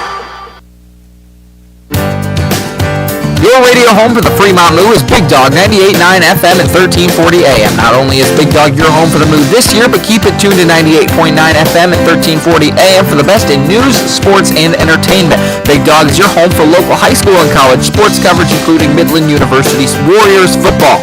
Plus, tune in all day long to Big Dog 98.9 FM and 1340 AM for the best in country music. So keep it tuned all day to Big Dog for the Fremont Moo and more. Interested in starting a new career with great pay and benefits? Lincoln Premium Poultry is now hiring for all positions. An innovative company with state-of-the-art technology. Visit www.lincolnpremiumpoultry.com or be referred by a current Lincoln Premium Poultry team member, and you can each earn up to $1,000. Lincoln Premium Poultry. Apply at lincolnpremiumpoultry.com. We want you on our team. That to-do list you have needs one more thing. Chill. It's an easy thing to do. Just crack open an ice-cold Coors Light and chill. Take the afternoon off and binge watch anything. Go to happy hour and stay for a couple hours. Who's counting anyways? Or hang out with just your dog, because you've had enough human interaction this week. Whatever you do it with a Coors Light. Mountain cold refreshment made to chill. 2020 Coors Brewing Company, Golden, Colorado. Celebrate responsibly. Gentlemen, here Here at Weesey Plumbing and Excavating, our customers' duty is our duty. Yes, Drill Sergeant. Now, you're Fremont's finest, and I want you people-pleasing plunger wranglers to remember here at Weesey, we don't stop fighting clogged drains, low water pressure, frozen pipes, until our residential and commercial customers are smiling. Am I making myself clear, you toilet snake and sink suckers? Yes, Drill Sergeant. Now, our customers will find us in Fremont, on Facebook, and online at WeeseyPlumb.com. Weesey Plumbing and Excavating. Your duty is our duty. Top of the fourth inning. Thank you to Weesey Plumbing for what might be the most catchy advertisement of all time. 1 ball, no strikes. The pitch, and Hammond hits it high in the air to deep center. Back goes Morphew, and he is going to make the catch for out number 1. Morphew was turning back for a second like I thought he was trying to watch it fly. Bring up the right fielder, number 25, Matt. But the way the ball carries here, on another hot, humid night, you never know. Moo cut the lead in half on a ribby single by Darian Morphew. And now Joe Richter only has to work down 1. Matt Hallback on a 1-0 count. The pitch swung on and missed. That was the first pitch. That is strike 1. Hallback reached on a walk his first time up. Righty to righty. Richter deals. That one hit right back to Richter. He snags it with the glove and will underhand toss it to first for the out. Nice play by Joe. Score at 1-3 for out number 2. Number 8. Pretty easy play once Richter snagged it. Well, after you've seen, I believe it was Jaden Beck on Souris Valley snag a Brock Reller hard grounder with his bare hand, everything seems like it's going right back to the mound here at Moeller. First pitch, a called strike on Luke Solis, who struck out swinging his first time up. We've seen some great defensive plays despite the high error count from this Moo team. That one taken over the heart of the plate for a called strike 2. And how about this? Richter 1 pitch away from another fast inning. No balls, 2 strikes, nobody on, righty to lefty. Richter deals to Solis, the 0-2. Swing and a miss. They're going to call it a foul tip. I believe it got the ump. We stay 0-2. And Jack Simonson, mindful of that, will walk the ball out to the mound and have a brief discussion of what firecracker brand is Joe Richter's favorite. Do you have a favorite? I've never bought firecrackers in my life. I would not be able to tell you. We'll go with Black Cats, right? Black Cats. That's the only brand I know of. All right, here we go. 2-1 is our score. 0-2 is our count. 2 outs. Here's the pitch. And that one hit on the ground to short. Leaper sets, fields. It's going to be a tough play, and the throw is in time. A close play at first, but Taylor with the stretch and the snag, and the inning is over, scored 6-3. 1-2-3 go the Busters, and after 3.5, the Moo down 2-1. At Methodist, our doctors, nurses, and team members work together to ensure you receive the level of expertise and compassion that you deserve. Whether it's in Omaha, Council Bluffs, Fremont, or any of the surrounding areas, we all share a common goal. Delivering outstanding care and exceptional outcomes For every patient. Methodist, the meaning of care. Just like the Fremont Moo and through the Expedition Rig, Bassett Truck and Trailer keeps your trucks and trailers rolling. Full truck and trailer repairs, overhauls, and towing, Bassett Truck and Trailer Repairs, your truck and trailer repair experts. They also offer 3-axle truck alignments, roadside assistance, free estimates, and Department of Transportation inspections. Bassett has been in business since 2014, and they have ASE certified technicians and quick turnaround on services. Call 402-909-3902 for all your truck and trailer repair needs. Trust the G-Force team at Getchman Heating and Air Conditioning for your home comfort needs. Whether it's a repair on your heating or air conditioning system or a full replacement, Getchman's skilled professional technicians are technicians you can trust with your house keys. Give them a call if the dog days of summer get the better of your AC, or if you want to give your heating system a tune-up before cooler weather rolls in. For technicians you can trust with your house keys, call Getchman's, the G-Force team at 402-721-6301 in Fremont. Bottom of the fourth inning, the score 2-1, the Moo trail, but Simonson, Baskin, and Koski due up for Fremont in against Will Horton, who the Moo are slowly starting to figure out here in the bottom of the fourth. First pitch to Simonson is chopped foul. Now, I was mentioning today, the NCAA has officially ruled it legal for players to cash in on their name, image, and likeness. What are your opinions? I think it's the fairest thing for college athletics. I completely agree. The 0-1, that is called on the outside corner for strike two. Simonson singled his first time up. His average dropped below the Mendoza line after last night's game, but it's hovering right around that 200 mark. Would love him to see it go up. 0-2 pitch, righty or lefty to righty. Horton deals. Simonson takes it in the dirt for ball one. And yet, I can foresee some problems with it as far as monies that used to be directed towards sponsoring whole athletic departments going to individual players. 0-2 pitch is hit high in the air down the left field line. It is hooking and foul. So, as a result, say a women's swimming program that would have gotten a cut of a big sponsorship that an athletic department gets, now instead that money is going to 10 football players and 10 baseball players, which is great for them, but not good for the athletic department. 1-2 pitch, Simonson takes high and in. Ball two. Count 2-2 on Jack. He is catching tonight, typically somewhere in between right field and DH. 2-2 pitch, Simonson, good eye there. He takes it away. Count goes full. Simonson has worked his way back from down 0-2 to up 3-2 in the count.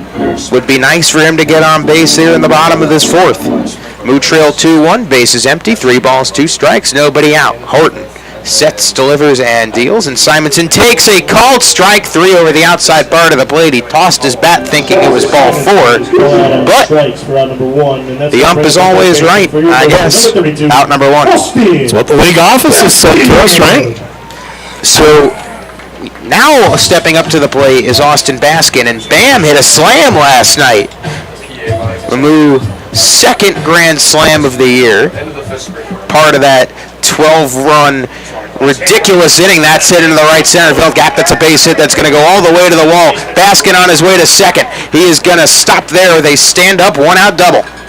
And Austin Baskin, after flying out in the top of the box in his first frame, has really looked good at the plate as of late. There's a big hole on that right side, and Baskin found it, langed it into the gap, and now the Moo, the legitimate scoring threat here in the bottom of the fourth. So now Ryan Koski with the tying run at second and 1 out. Steps up. By the way, we're on FremontMoo.com and KHUB Fremont, Nebraska.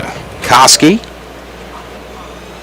Lefty to righty, first pitch from Horton. That's taken a called strike 1 in the outside corner. That outside corner for these these right-hand batters is getting called a lot. I think the Moo are going to have to adjust to that, as that was just about the same pitch Simonson thought was ball 4. It was strike 3.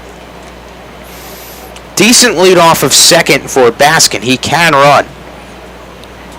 That one hit right on the ground to second. Fielding and firing in time is Stevens for out number 2. The runner Baskin advances another 90 feet to third. Score at 4-3. Good read by Baskin to make sure that ball was going to get down. I was worried that ball was going to hang up to where Baskin would be stuck between second and third. But Baskin read it well, understanding that the second baseman, Stevens, was going to have to take it on a hop, and that he had a chance to move to third. So Trent Sellers, with a chance to tie the game, he goes first pitch swinging and fouls it off. Did Sellers get a hit in his first at bat of the year? No. So he is batting a cool 500 with an out somewhere down the line and a single in his first plate appearance today. 0-1 to Sellers. Horton deals. That one taken on the outside corner, called strike 2. It's that outside part of the plate for these righties that's getting called every single time. Count 0-2. No balls, 2 strikes, 2 outs. Runner off third, the Moo trail 2-1. Horton ready and deals lefty to righty. The pitch is swung on and reached out to center, right at Jackson, who makes a couple steps in to make the catch to end the frame. The Moo strand a runner at third. And that's how the inning ends after 4. 2-1 Hastings. The Moo get one hit in the inning, leave one runner stranded. Your radio home for the Fremont Moo is Big Dog 98.9 FM and 1340 AM. Not only is Big Dog your home for the Moo this year, but keep it tuned to 98.9 FM and 1340 AM for the best in news, sports, and entertainment. Big Dog is your home for local high school and college sports coverage, including Midland University's Warriors football. Plus, tune in all day long to Big Dog 98.9 FM and 1340 AM for the best in country music. So keep it tuned all day to Big Dog for the Fremont Moo and more. And now, a moment of chill from Coors Light.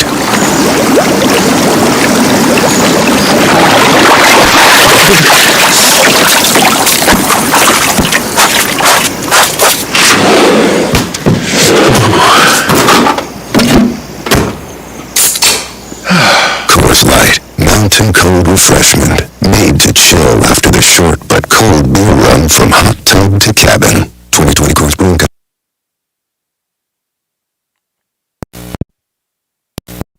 Away from home. North Way in Fremont, just off the U.S. Route 275 and Route 30. Baymont offers free Wi-Fi, a 24/7 diner, and fitness center. Rest in clean, comfortable rooms before you come out to Moorfield for a Fremont Moo game, or whatever brings you to Fremont. Ask for the Fremont Moo Friends and Family rate and stay at Baymont Inn for just $55 a night. Leading off the Sodbusters in the top half of the fifth, the left field. Back with you from Mueller Field for the top of the fifth inning. 2-1, Hastings leads the Moo. Notified at the end of the fifth inning. Despite the fact that we will have a sprinkler run to meet Chloe behind the Moo. The Moo have yet to surrender a hit to the Sodbusters. Logan Johnstone leads off, and the left-hand batter lines it to third, speared by Baskin. One pitch, one out, and Johnstone now 0 for 2. Bam's having himself a series. One out, no one on. The batter is Trevor Stevens. He reached on an error by the shortstop. His first time up. Left-hand batter against the righty Richter, who winds and delivers the first one. Fastball up and in, ball one. Well, it was a high-scoring night last night in the Expedition League. A lot of teams resting their top-line pitchers. At the end of the first half, as the one-ball pitch lined back up the middle, a base hit to center field. The first hit of the game for the Sodbusters, a clean single up the middle. One on with one out, and the batter is Feeney. Nice piece of hitting by Stevens, who has struggled for the most part against the Moo, but he's gotten his moments. Almost all of these Hastings guys have gotten their one or two big moments, in considering they've played each other so many times. And a lot of chances for everybody to have a moment. 2-1 Hastings. We're in the top of the fifth. Stevens at first, one out for Connor Feeney. The right-hand batter ready, and the first one is sprayed foul and out of play to the right by Feeney from Richter, strike one. Let's check the Nebraska Lottery out-of-town scoreboard. The Nebraska Lottery reminds you that tomorrow night's Mega Millions jackpot is $72 million. The Nebraska Lottery, why wait to win? Runner at first, one out. The pitch, the slider in there, squirts away from Simonson, and Stevens advances to second on the wild pitch. The wild pitch bug has bit the Moo all season long. And that's something they're going to want to have to cut down on if they want to make a run for the playoffs the second half of the year. One ball, one strike the count to the right-hand batter Feeney, who struck out his first time up.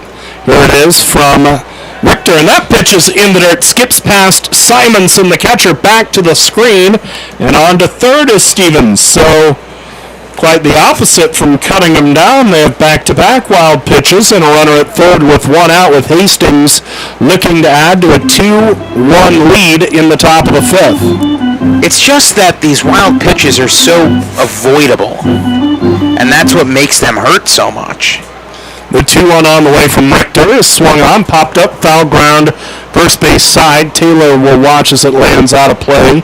The count is 2-2. Let's give you some out-of-town scores up in Sioux Falls. The Sunfish a 5-0 lead on Spearfish, bottom of the 5th. Badlands shutting out Casper 6-0. That game top of the 3rd in Wyoming. Stevens at 3rd with 1 out. Infield in, the 2-1 pitches. A fastball too high. I said it was 2-1.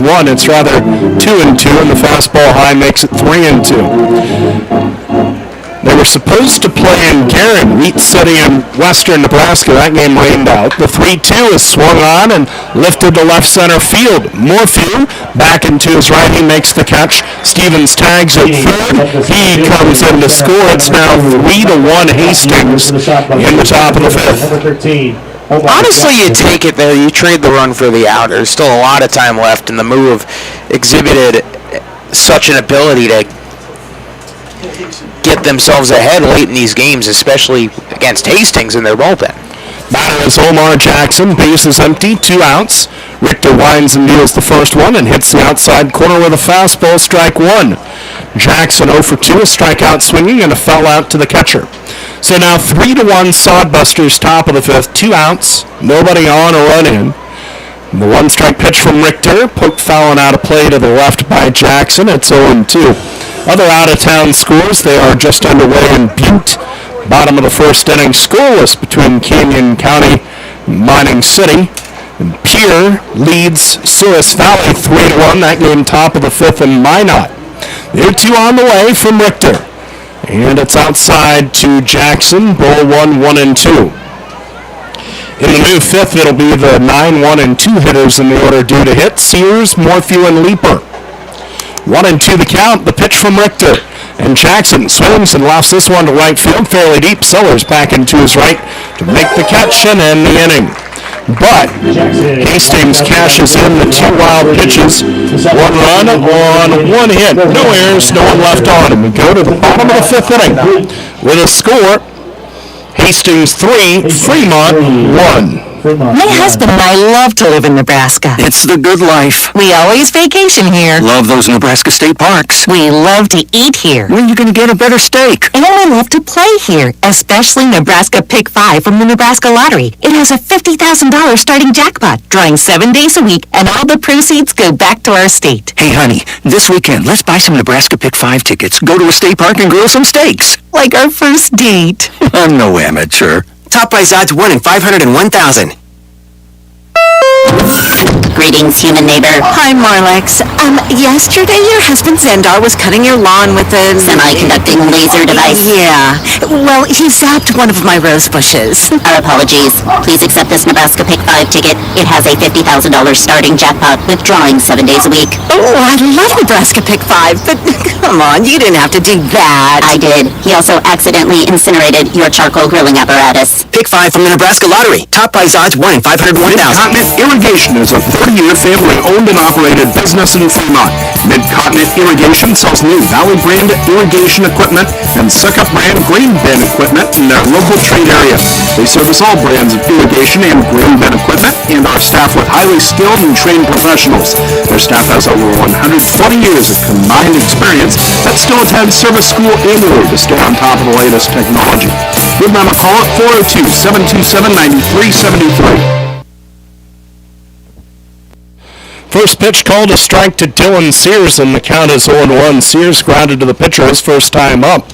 It is 3-1 Hastings in the bottom of the 5th. Sears, Morphew, Leaper, the 3 due to hit for Fremont in the 5th. The pitch. Horton misses with a slider, low and away, and 1-1 to Dylan. Sears grounded out to the pitcher his first time up. Left-hand batter against the lefty Horton.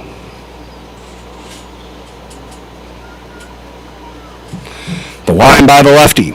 Here's 1-1. Sears takes a touch inside for a ball. 2-1. Those are the pitches that Dylan Sears is just so good at laying off at. There are guys in this team that swing at that pitch. Sears, he was so disciplined. Now the 2-1 pitch. That fastball taken inside corner for a strike, and the count is 2-2. Sears has a great and full awareness of the strike zone. 2-2. Horton The lefty lines and deals. Sears takes in the dirt, ball 3-2. So is today the start of the second half, or is it tomorrow? Today. Well, how about Spearfish getting crushed? Yeah, that's not the start they had in mind. Now the line by the lefty, Horton. Sears leads off, bottom of the fifth, 3-1 Moo.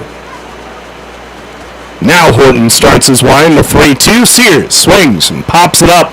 Middle of the diamond, the pitcher Horton comes in, still coming in, and he makes the catch midway between the mound and the plate. One gone in the bottom of the fifth. And that'll bring up the top. Tough break there. He worked a good at bat. He just got jammed. It was a nice pitch. Brown University. There he is. What I was saying, the Spearfish getting clocked by the Sunfish. 9-0 Sioux Falls in the top of the sixth from Caras Park. Winner takes home a brand new goldfish. Don't know if that's necessarily true. One out, no one on. The batter is Darian Morphew. He's 1 for 2, an RBI single his last time up, and Horton brings a curveball. Blit inside, ball 1-0 the count. Now Horton steps, lines, and deals the 1-0. Morphew swings and pops it up off the end of his bat toward third. Dawson in and to his right, now under it, and makes the catch for the second out of the inning. It looked like Dawson was kind of side saddle on that ball, trying to take the sun out of play. Of course, the left side of the field is the sun field this time of day. And Dawson did a good job wrangling that ball and dealing with the sun.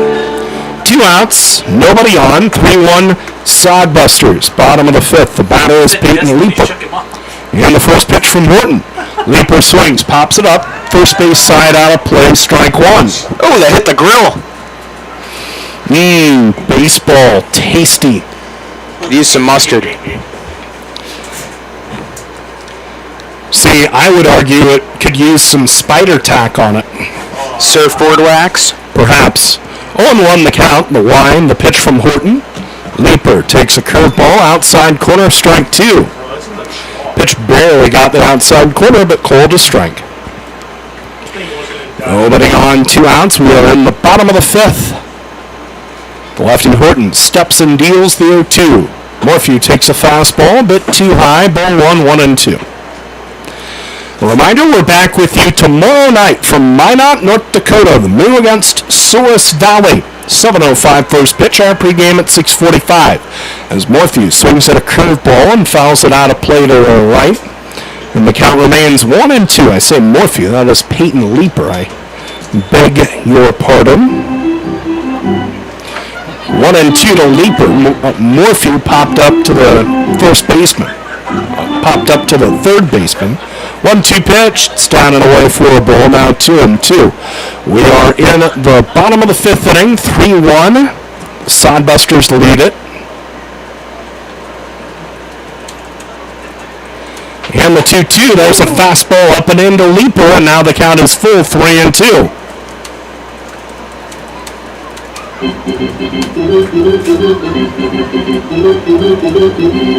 Full count, 2 outs. Horton works from the third base side of the rubber. On the lefties, 3-2. Leeper takes a fastball way high and away. Ball 4 and a 2-out walk. Nice eye by Leeper, battling back in that count. First walk of the night by Horton, and the batter is E.J. Taylor. You heard Shea Bennett talk about it in our pregame chat. The Moo in the 8th inning last night did what they haven't been doing a whole lot of lately, but something they were doing a bunch at the beginning of the year, and that's taking advantage of pitchers' mistakes, walks, errors, hit batters in that 12-run surge in the bottom of the 8th. The set in the first one to Taylor, a curve in the dirt, smothered by Feeney, ball 1. Last night's 8th inning felt like a throwback to earlier in the season, where all of a sudden the Moo would snap into place and just go ballistic. And then they went real ballistic. 17 batters came to the plate in that 8th inning. Runner at first, 2 outs, and now Horton throws to first and chases Leeper back to the bag. We're in the bottom of the 5th. 3-1, Sodbusters lead it. Hastings with 2 in the 2nd, 1 in the 5th. Fremont a single run in the 3rd. 1-0 the count, the set by Horton. His pitch. Fastball nicks the outside corner. Taylor takes for a strike. And the count is 1-1. In the Sodbusters' sixth, it'll be the 2, 3, and 4 hitters in the order. Dawson, Matson, and Hammond. 1-1 the count, the set, the pitch, and Taylor swings and grounds it through the left side for a hit. Leaper to second and holding, but the Moo with 2 on and 2 out ahead of Austin Callahan. Now, what were the Moo so good at doing in the early part of this season? How many outs they typically have on for the big rallies? Usually 2. And perhaps we could see another one here. Runners first and second. 2 outs for Austin Callahan, who was 0 for 2. A foul out to first and a strikeout swinging. Hastings with a 3-1 lead, bottom of the 5th, despite the fact that they're being out-hit 6-1. And now time is called, and the catcher Feeney trots toward the mound to speak with Horton, the pitcher, to try and come set on a new set of signs with that runner at second base. Sun continuing to set here at Moeller. Streaks of sunshine and shadow between the mound and the plate. And on the right side of the infield. It'll be another inning or so before the whole field's in shadow. Light's not on yet. As Austin Callahan steps in, 2 on, 2 out. The set and the first one from Horton. It's a slider in the dirt. It bounds away from Feeney, the catcher, and Leaper moves to third, and Taylor's up to second. Got to take advantage of these miscues if you're the Moo. Hastings is giving you a chance. You just got to see what you can do with it. You don't want to leave these runners on. Runners second and third, 2 outs. We're in the bottom of the 5th. 3-1 Hastings leads. Moo threatening, though. Set by Horton, the 1-ball pitch, and that's a slider outside to Callahan. 2-0 to Austin. It may be tempting with the base open. And down in the count, 2-0 to walk Callahan, but Simonson looms on deck. And you've got the lefty-to-lefty matchup against Callahan. So we'll see what the Sodbuster Brain Trust, led by Chandler Wagoner, does. The 2-ball pitch, and that curveball is way inside. 3-0 to Callahan. I think they're going to be very careful with this 3-ball pitch. Callahan should be looking pitch and location for something he can drive. Leaper at third, Taylor at second, 2 outs. The 3-0, and that one misses low and away, ball 4. That wasn't an intentional walk, but it was close. Second walk of the game, also the second walk of the inning. And the batter is Jack Simonson. He is 1 for 2 tonight. Struck out looking his last time up. He also singled up in the middle in the second inning. Now time is cold. And here is Chandler Wagoner walking out to the hill to chat with his lefty, Will Horton. And to try to devise a plan of how to go after Simonson to get out of this inning, with Hastings still holding a 3-1 lead. 3 runs, 1 hit, no errors, and 1 left on for the Sodbusters. A run, 6 hits with an error, 4 left by the Moo. Fremont with the bases loaded. I don't know what the hell that means. And 2 outs. Now the mound visit breaks up. And here's a big spot for Simonson. Jack 1 for 2. Strikeout looking his last time up on a borderline pitch after a single up in the middle. He's had 2 kind of long at bats against Horton, so he's seen a lot of what he has to offer. Bases full, 2 outs for Simonson in the bottom of the 5th. Horton winds and deals the first one. Simonson serves it right side, fouling out of play, strike 1. Good idea for Jack to be aggressive there after the 4-pitch walk, knowing Horton would come back in the zone. 3-1 Sodbusters.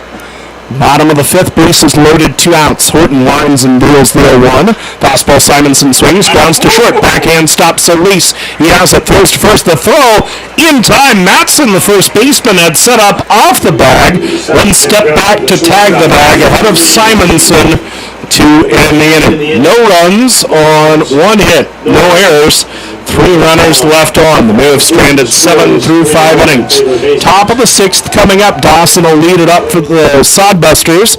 5 complete. And your score is Hastings 3 and Fremont 1. When you need electrical service, installations, or repairs for your industrial, commercial, or residential property, depend on Fremont Electric for the service you deserve. Fremont Electric is a locally owned and operated electrical contractor since 1974 and are committed to getting the job done right. Whether it's a small project or a large undertaking, they offer 24-hour emergency service for your convenience and peace of mind. Call Fremont Electric at 402-727-4932 to see what they can do for you. A reminder from the Nebraska Lottery. Nebraska Pick 5 has draws 7 days a week, with jackpots still starting at $50,000.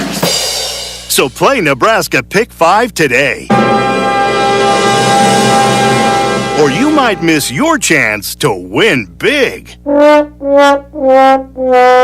Top prize odds 1 in 501,000. The Fremont Ymca is the largest YMCA in the United States and has everything you need to strengthen your family in mind, body, and spirit. The nearly 250,000 square foot facility includes 4 full-size gymnasiums, an Olympic-sized swimming pool, a steam sauna, a hot tub, 5 indoor tennis courts, an Olympic-sized ice arena, 5,000 square feet of wellness center, and an air-conditioned fitness studio, 3 racquetball courts, a fully equipped gymnastics center, an indoor suspended track, and more. Visit the YMCA at 810 North Lincoln Avenue and see what the Y can do for you today.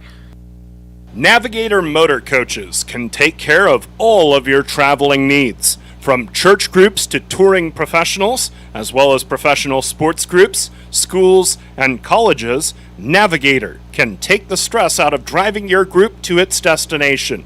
Visit navigatorbus.com or give them a call, talk to their sales representatives, and leave the driving to their trained professional operators.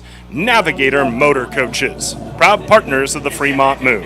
It's been a tough night if you're a Moo runner in scoring position. They've stranded a bunch of them. 3-1 Sodbusters after 5, and Richter still back in for the top of the 6th. First pitch to Cole Dawson inside 1-0. Dawson 0 for 2, a ground out and a strikeout.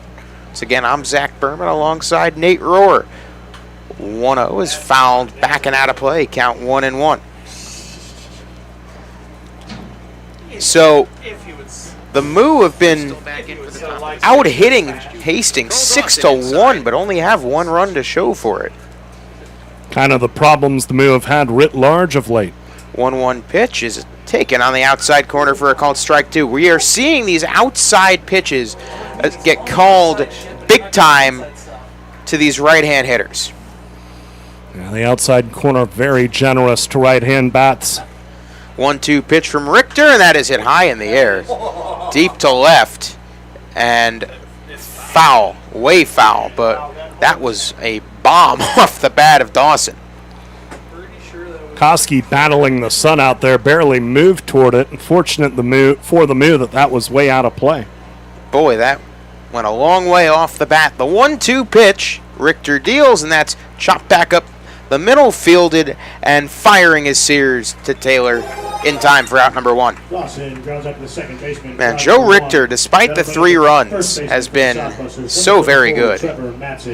Yeah, you look back on it, you give up 2 runs on 2 walks to start an inning, 2 walks and an error.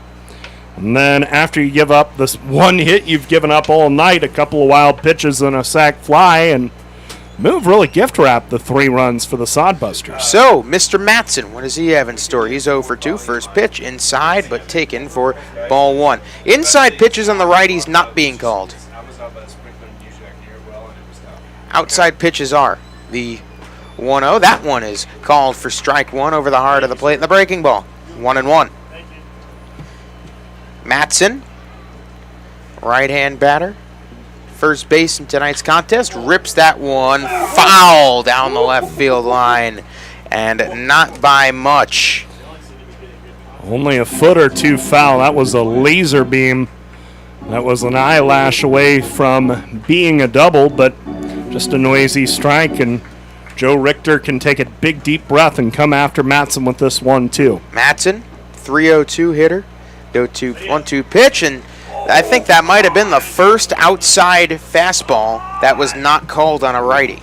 2-2. Seen pitches much farther outside cold tonight. Yep. 2-2 pitch. Richter sets, deals, bases empty. That one hit high in the air to right center. That's got some carry. Morphew on his horse away back, and that ball is off the wall. Matson on his way to second. He'll hold up there with a one-out double. That ball had a lot of carry on it. All right, fans, it's time. Off the bat, I didn't think it was hit that hard, but the minute you saw Morphew take off toward the fence, you knew the ball was going to go a long way, and Darian wasn't able to catch up to that ball, hammered to the right of straightaway center. Still one out. Richter can pitch out of this thing, but he's going to have to make some very crafty pitches against Hammond and Hallback. Jack Hammond batting from the right-hand side in against Richter. Runner off second. First pitch to Hammond. He takes a called strike one. There's 1, 2 strikes away. Hammond, the beer batter, not struck out yet tonight. He has walked and flown out. In his 2 plate appearances, he's batting .250, no home runs, 18 RBIs. Runner off second is Matson, the 0-1. That is taken outside ball 1. 1-1. In the bottom of the frame, the Moo are going to send Bam, Koski, and Sellers to the plate. Looking to get back in this game. They trail 3-1 as of now. The 1-1 pitch. Swung on and chopped high and through for a base hit. Rounding third is Matson. He's going to come home without a throw. And it's an RBI single for Jack Hammond, and it's a 4-1 Hastings lead. That was a lively chopper back up the middle, and Sears and Leaper ran into each other in short center field in pursuit of that ball, and as it got through, that took away any chance to try and keep Matson at third. Took a high chop, so now another run in for the Sodbusters. They lead 4-1, and Matt Hallback looking to extend the lead. First pitch to Hallback, swung on and hit on the ground to Baskin. There's one on to the second for one on to first. It's in time for a double play. 5-4-3. So Hastings gets another run, but that's all they'll get. The Moo have a 3-run deficit to catch up from. 4-1 Busters after 5.5. Looking for photography and video services in Fremont? Give Vic's Photography and Video Services a call. He offers photography and video coverage of weddings and events, portfolios of families and high school seniors, and businesses.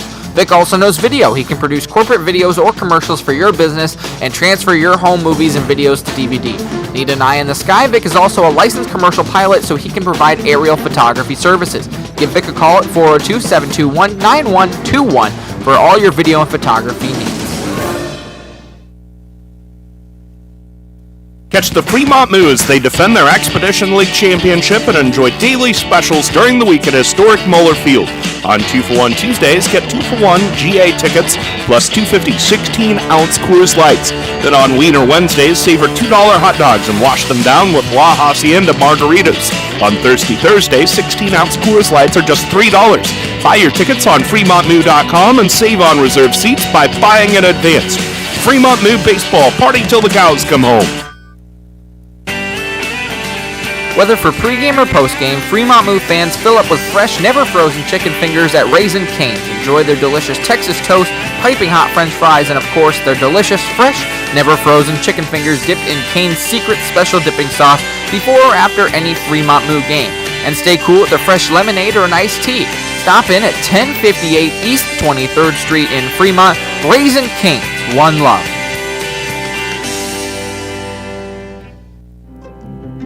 At Methodist, we know when a diagnosis changes your life. You want complete care personalized for your unique needs. When you're fighting for your health, taking on cancer, or battling heart disease, we treat you with a skill level only our dedicated network of experts can provide. We promise to deliver your care with the innovative treatments you need. And the compassion you deserve. Methodists, the meaning of care. And now, a moment of chill from Coors Light. Mountain cold refreshment. Made to chill after the beer run from hot tub to cabin. 2020 Coors Brewing Company, Golden, Colorado. Celebrate responsibly. Bottom of the 6th inning, the Moo trail 4-1, and guess who's in to pitch for the Busters? It is a man we have seen catch, and catch only, J.T. Cafferty. And the first pitch from him is ripped for a base hit down the left field line by the man they call Bam. Austin Baskin's having a heck of a series. Rip that one down the left field line. A rude welcome for Cafferty, and the Moo in business here in the bottom of the 6th. So how about that to lead things off? Baskin, 2 for 3, single and a double.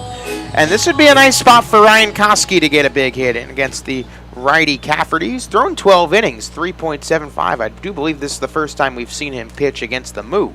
First pitch from JT, inside and low, ball 1. 1 ball, no strikes, nobody out. Runner off first is Bam, he can run. It is his first outing against Fremont. 1-0, Koski swings and chops it to short. Solis flips to 1 on to first, not in time, so it's a fielder's choice. Baskin out at second.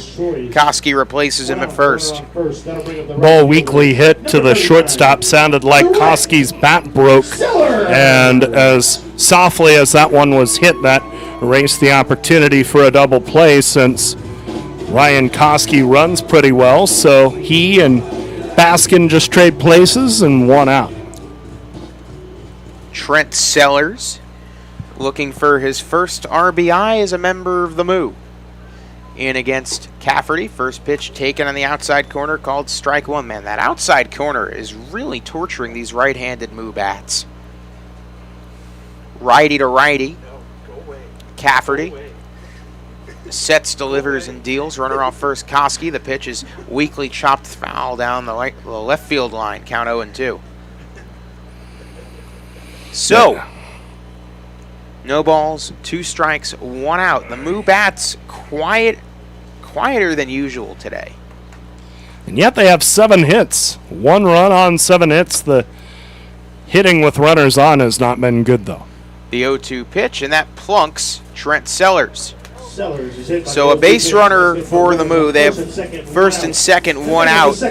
Big spot incoming for Dylan Sears, who's 0 for 2. And I think Chandler Wagoner is out of the Hastings dugout questioning if Sellers did enough to get out of the way of that ball, and now the 2 umpires will talk about that very thing. Oh boy. Because it didn't seem like Sellers made much of an effort to get out of the way of it, and he really didn't need to. And they're going to leave him at first, as they should. That curveball was way inside.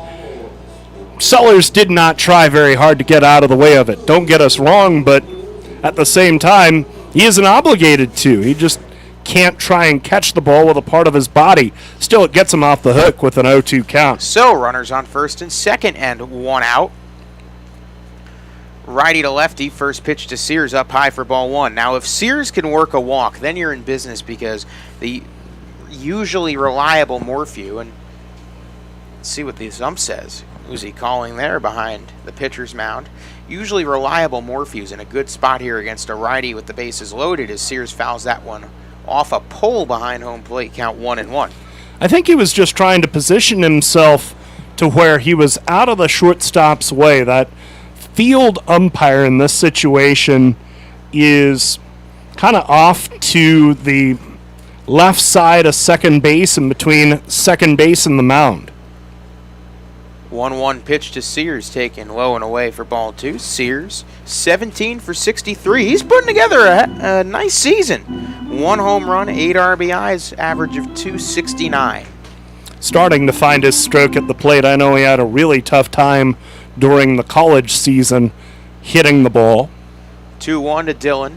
Dealing is Cafferty, and Sears rips it. Fair ball down the right field line into the corner. That's going to score Koski. That's going to score Sellers. Sears on his way to third. They're all going to be safe. It's a 2-run triple for Dylan Sears, and the Moo have cut it to 4-3. First triple of the year for Dylan. He just ripped that thing down the right field line, and he's able to hustle it over to the third, and it's no small thing to get over to third with one out, because now you give Morphew the chance to tie this game with a sacrifice fly.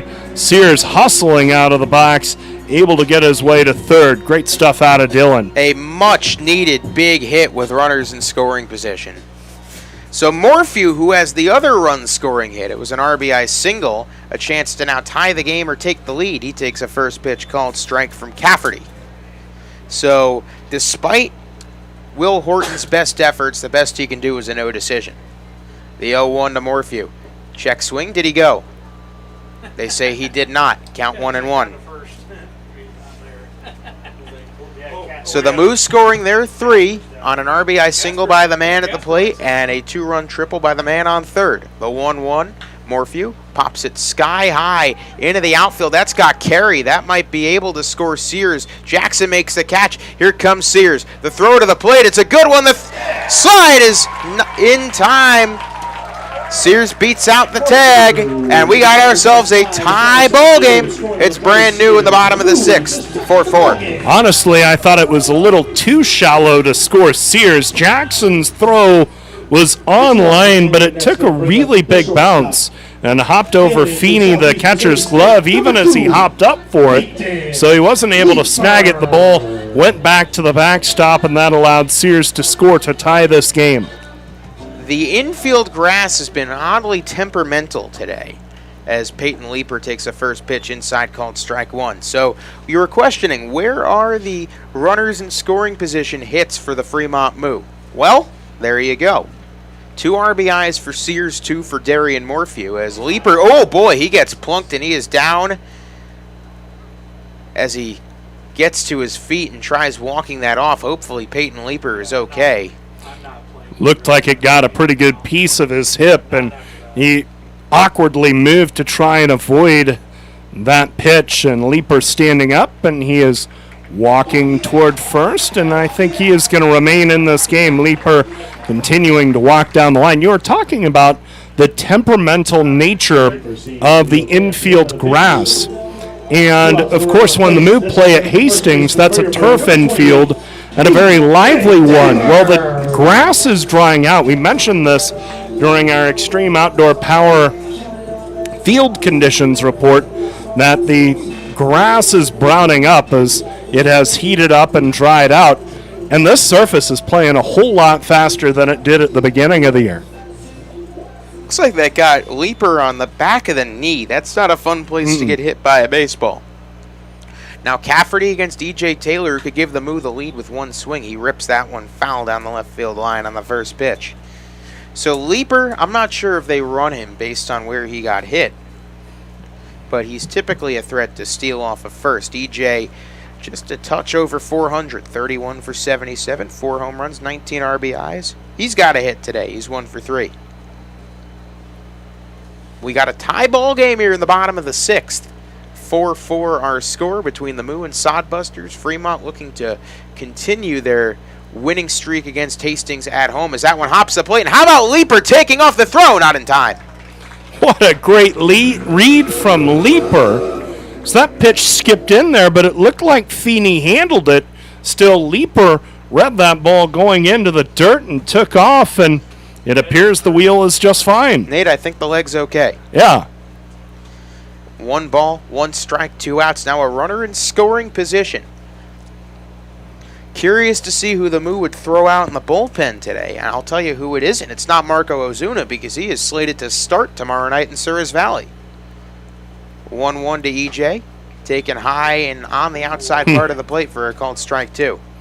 And E.J. Taylor demonstrably frustrated by that call. It looked like that one was on the outer reaches of the outside corner, but we've seen that pitch called a strike quite a bit tonight. 3 runs in the bottom of the 6th have tied this game up at 4 apiece. Runner off second, Leeper.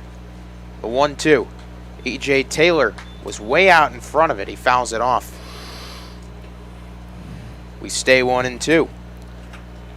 So like I was saying, do you think Richter's got a chance to come back out for the 7th? I do. He's thrown 81 pitches, which is quite a bit, but we'll see if Shea Bennett is in the mind to push the envelope a little bit in the 7th. You want to conserve your bullpen against Sears Valley much as possible, as that one's taken up high, 2-2. Sears Valley, of course, they can just mash. And they are not mashing right now, I can tell you that much. They are losing to the Pier Trappers. 3-1 in the bottom of the 6th. Who'd have thunk that? 3 balls, 2 strikes, 2 outs, runner off second. Full count pitch to Taylor. He swings and misses to retire the side, but the damage has been done. 4 runs apiece for either side, and we go to the 7th. Tied at 4. Pinnacle Bank isn't just a bank in Nebraska. They're Nebraska in a bank. Visit Pinnacle Bank's 3 locations in Fremont or any one of their 61 locations across Nebraska to experience Pinnacle Bank's superior service. Whether it's a checking account, a mortgage, a home loan, or a savings account, see why Pinnacle Bank is Nebraska in a bank today. Stop by 99 West 60th Street, 45 West 23rd Street, or 1520 East 23rd Street in Fremont, or visit pinbank.com today. Husqvarna now has special financing and extreme outdoor power with approved credit. Available on all Husqvarna residential or commercial acreage and zero-turn mowers. Get the professional power you need today with 6-year warranties on residential or 10-year warranties on commercial mowers. Extreme Outdoor Power repairs most major brands, and they carry a full line of battery-powered equipment too. Stop into Extreme Outdoor Power and visit with Richter today at 805 South Broad Street in Fremont. Fremont Moo fans love their meat, and Hy-Vee has all your favorites at the best prices this summer. Hy-Vee Choice Reserve Steaks, always low prices on your favorite flavors of brats. There's boneless, skinless chicken breasts, chicken grillers, America's pork chops for the grill, and the best cuts of salmon and seafood for that summer party on the patio. Shop online right now. Go to HyVeeIslesOnline.com and place that order. Your Fremont Hy-Vee, proud to be a part of the Fremont Moo. Did you know at Deers Ford Lincoln we have a team of highly trained Ford certified technicians that will make all the difference in your automotive service needs? Ford has long been on the cutting edge of automotive technology. Don't trust your Ford to an unqualified mechanic. Get it done right the first time. The Deers Ford way. We service all makes and models, and we welcome the opportunity to be your family certified service technicians. Contact Deers Ford Lincoln Service at 402-721-1472 to schedule a service appointment today. Getting ready for the top of the 7th inning. Moo 4, Sodbusters 4. And Fremont knots it up with 3 runs in the bottom of the 6th. Joe Richter back out there for the 7th. So they are keeping Richter out. He's only got 81 pitches. That's pitch number 82, and that's going to be out number 1 as it's chopped right back to Richter. He flips it over to the first baseman. Taylor score at 1-3. Solis out on a grounder. Solis grounds up to the pitcher for out number 1, and that'll bring up the left. So Richter, to this point, has been pretty magnificent. 6 1/3, 3 hits, 4 runs, 2 of them earned, 2 walks, 5 strikeouts. Now he's in against Logan Johnstone, the left-hand batter. First pitch outside at ball 1. 1 ball, no strikes, 1 out. The score is tied at 4. Here's the 1-0. That's called on the outside part of the plate. Strike 1. Johnstone 0 for 2 today. He's batting .400 in the brief time he has been a Sodbuster. He takes that one low for ball 2. 2 for 5, .400, no homers, no RBIs. What a performance tonight out of Joe Richter. We hadn't seen him on the hill in about 3 weeks, but man, the rest appears to have been good for him. 2-1.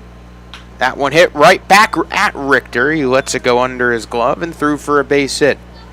So a 1-out single for Johnstone, his first hit of the day. 1 out and a runner on first. And now a runner on first for Trevor Stevens, who has given the Moo problems. Stevens reached on an error and then reached on a single. He is 152 on the season. 8 for 49, but he's caused problems for the Moo. Left-hand batter for Hastings, now with a runner off first. Lead for Johnstone. Don't know how he runs. He's so new to the league. First pitch high, ball 1 from Richter. There is an arm warming in the bullpen. I cannot tell you who it is. And I actually can confirm now that that arm is, I will tell you. That pitch taken high, 2-0. The arm is number 19, and I do believe that is Preston Menacucci. And that, let's see. Looks like Luke, the intern. 2-0 pitch. That's ripped on the ground to first. Taylor steps on the back for one, throws to second, and it is bobbled at second by the shortstop Leaper. So they don't get them both, but it is an out by Taylor, and a runner at second and 2 outs. By the way, they have given Luke Ymca jersey number 19, so that's Luke Ymca getting loose in the Moo bullpen. One of my fellow interns now in New Jersey. Good to see Luke get back out there. Yeah. So score that play 3 unassisted. Now a runner on second for Connor Feeney. And if, boy, Richter can hold Feeney here, what a performance he has put on. And Feeney rips it to left, and he's not going to hold him at all. That's a base hit. Rounding third is Johnstone. He is going to go to the plate. The throw cut off, and the Sodbusters have taken the lead on an RBI single from Connor Feeney. 5 for Hastings. Just hit that ball hard to the left and through for a base hit. Not much the Moo could do about it. Of course, with 2 outs, Johnstone running on the crack of the bat, and he was able to score easily. Tough break there. And now the lineup flips over to Omar Jackson. He is hitless, 0 for 3. Strikeout, pop-up, pop-up. Runner off first is Feeney, the catcher. First pitch, and Jackson flies it. Shallow left, could be a tough play, and that's going to drop for a base hit. So things falling apart potentially here in the top of the 7th. Now it's 5-4 Sodbusters, and now they have 2 straight hits. 3 hits this inning, but that one was a fastball in on the hands of the lefty batter Jackson, and he had just enough to muscle it out to short left field to get the hit to put 2 on with 2 outs. Cole Dawson hitless thus far today. Ground out, strikeout, ground out. Now he's got runners on first and second and 2 outs. First pitch, and Dawson flies it in the air down the right field line, foul. Count goes 0-1. So now, after all of that, just a tough break for Richter, who was so good. And he still had a good outing, all things considered, but now the Moo are going to have to make a comeback here. They have come back in the first 2 games of this series. The 0-1. Dealing is Richter. Outside, 1-1. They came back early in the game on Tuesday in a game that ended up going 10. They came back late in the game yesterday. 1 ball, 1 strike, 2 outs, runners on first and second. Richter deals to Dawson, righty to righty, the pitch, and Dawson pops it up behind the plate, and it's going to land right in front of us, and it's caught off a hop on one hand. Nice catch by a lucky fan. Count 1-2 as Richter resets himself. A big pitch incoming. Hastings leads 5-4. They took the lead in this top half of the frame on an RBI single by Connor Feeney. The 1-2 pitch incoming. Ready and dealing. And swinging and missing. So Richter strikes out Dawson and stops the bleeding at 1 run. However, Hastings has retaken the lead. It's time to stretch, and the Moo are going to have to make a comeback. They trail 5-4 to the Busters. Interested in starting a new career with great pay and benefits? Lincoln Premium Poultry is now hiring for all positions. An innovative company with state-of-the-art technology. Visit www.lincolnpremiumpoultry.com or be referred by a current Lincoln Premium Poultry team member, and you can each earn up to $1,000. Lincoln Premium Poultry. Apply at lincolnpremiumpoultry.com. We want you on our team.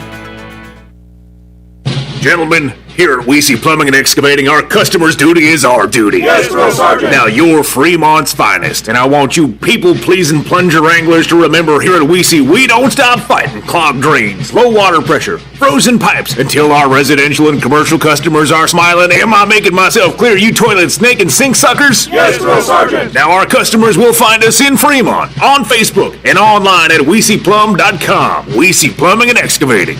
Your duty is our duty.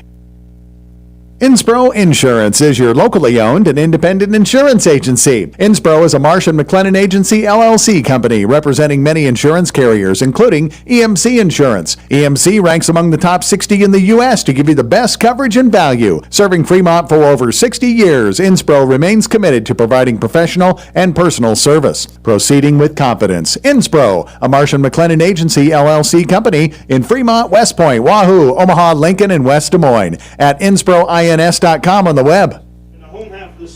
Bottom of the seventh inning, the Moo trail 5-4 to the Hastings Sodbusters. 4, 5, and 6 due up against JT Cafferty. And during the game, there has been talk of a potential broadcaster pickup game during the All-Star contest in Casper, Wyoming. First pitch from Cafferty to Callahan is taken low and away for ball one. Unfortunately, folks, I will not be at the All-Star game. But I do want to thank every single broadcaster in this league. It has been such an honor getting to share some of these press boxes with you guys. Pitch taken outside 2-0, and really every single team made sure to get one of the best young collegiate broadcast voices in America. And then me, the old man. 2-0, taken inside for a called strike one, count 2-1. I'm the old sage, right? I'm the wise one that's seen it all before, guiding you down the path. 2-1 pitch to Austin Callahan, and Cafferty deals. Callahan off the end of the bat, foul territory. It's going to land in the glove of Dawson, who collided with Feeney, but it's caught for out one. Nice catch by Dawson. Foul pop over by the Moo third base side dugout, and the catcher and third baseman converged. Dawson was able to hang on to it, though the catcher Feeney bumped into him, and that's the first out. It is the bottom of the seventh, and this broadcast comes your way on FremontMoo.com and Big Dog 98.9 FM, 1340 AM. Nate Rohr, Zach Berman from Moeller Field in Fremont. Tough break there for the Moo, and now Jack Simonson in. First pitch swinging, he fouls it back. Count 0-1. Simonson, 1 for 3, single, strikeout, ground out. 0-1 from Cafferty, righty to righty. Gets his signs, sets, and deals. That one hit up the middle. Could be a tough play. Stevens fields, and he's not going to have a play. It's a base hit for Jack Simonson. Ground ball with eyes for Jack as it passed Cafferty, the pitcher, and the second baseman, Stevens, ranged far to his right, showed good backhand range to get to that ball, but by the time he got to it, Jack was basically on first. No need to risk a throwing error and the advance of a base. Austin Baskin had a grand slam last night. He's had a great day today, 2 for 3 with a double. He represents the go-ahead run. First pitch from Cafferty to Baskin.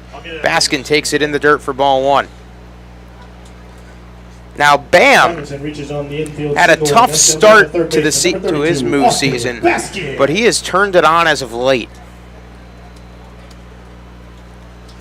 And this would be a great spot for Baskin to potentially do some damage. Runner on first, 1 out. The pitch taken outside, 2-0. Baskin, one of the few Moo players that likes to go early in the at-bat. We've seen him jump on a couple first pitches. Not so today. 2-0 to Baskin. Runner off first, Simonson. Cafferty sets and delivers. And Baskin hits it high in the air, deep left field, and that ball is a no-doubter. How about that? Bam goes bam, and the Moo take a 6-5 lead. Crush that ball over the Moeller Monster to the Christensen Lumberyard, and Baskin, upon hitting that home run with a big bat flip toward the Moo dugout as Fremont takes the lead here in the 7th. I mean, not to mince words, that ball was absolutely annihilated. Knew it off the bat, and the comeback Cows at it again. They lead 6-5. And Austin Baskin appears to be getting hotter and hotter with the bat. Oh, man. Baskin is second home run of the year. That's his 8th and 9th RBIs. That might be the longest Moo home run we have seen all season, which is saying something considering who else is on that roster in that dugout. And it looks like someone found it way out. It's almost across the street. Oh, man. Odakoski swings and misses, count 1-1. Looks like someone found that baseball in an orange cap all the way out in the lumberyard. That thing traveled a ways away from home plate. That one taken outside 2-1. So the Moo off to their usual antics again. They go down, and then they go back up. And then they go down, and then they go back up. 2-1 to Koski, taken low and away, 3-1. So Baskin, Mr. Clutch, puts the Moo back on top. The 3-1 pitch from Cafferty, and Koski rips it up the middle and through for a base hit. There you go. Get a little something going for Ryan Koski. Now the 11th hit of the night for the Moo. The Moo have had no problems getting the hits. It's doing something with them, but of course when a guy hits one over the fence, that's a something. This feels extremely important considering the team that the Moo are traveling to face tomorrow. This is a must-win game in every stretch of the imagination. Feels weird to say 32 games to go in the season.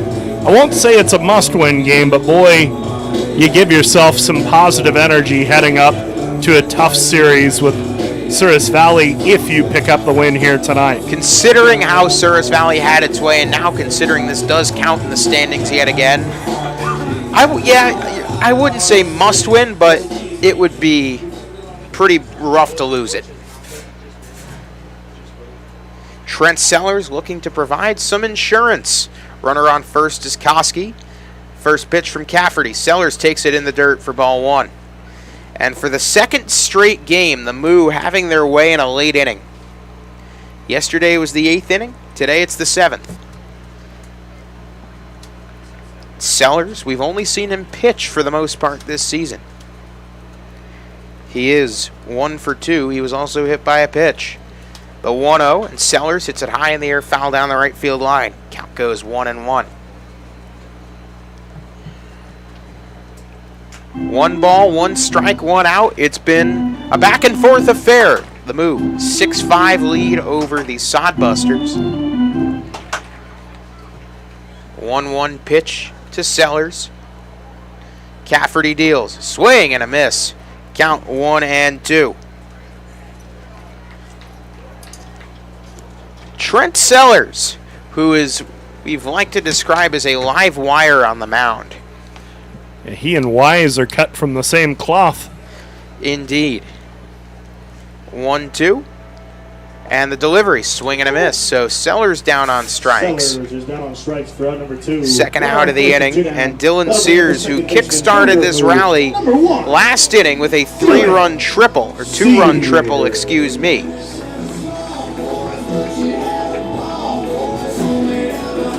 Sears batting from the left-hand side. He is 1 for 3, of course, with that triple. The Moo runner on first. With 2 outs, they now lead. First pitch to Sears, hit high in the air down the right field line. That is hooking. A foul. Count 0-1.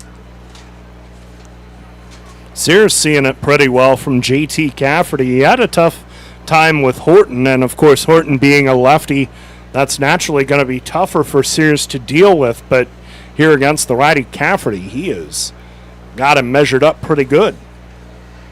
No balls, 1 strike, 2 outs. The Moo free taking the lead in this inning. 6-5. That one in the dirt for ball 1.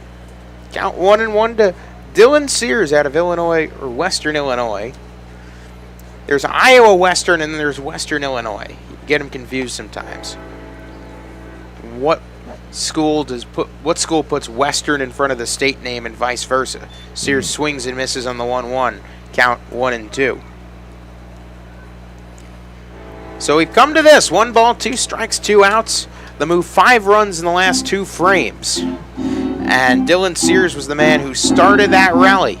In terms of RBIs, it's distributed evenly. A third of them to Morphew, a third of them to Sears, a third of them to Baskin.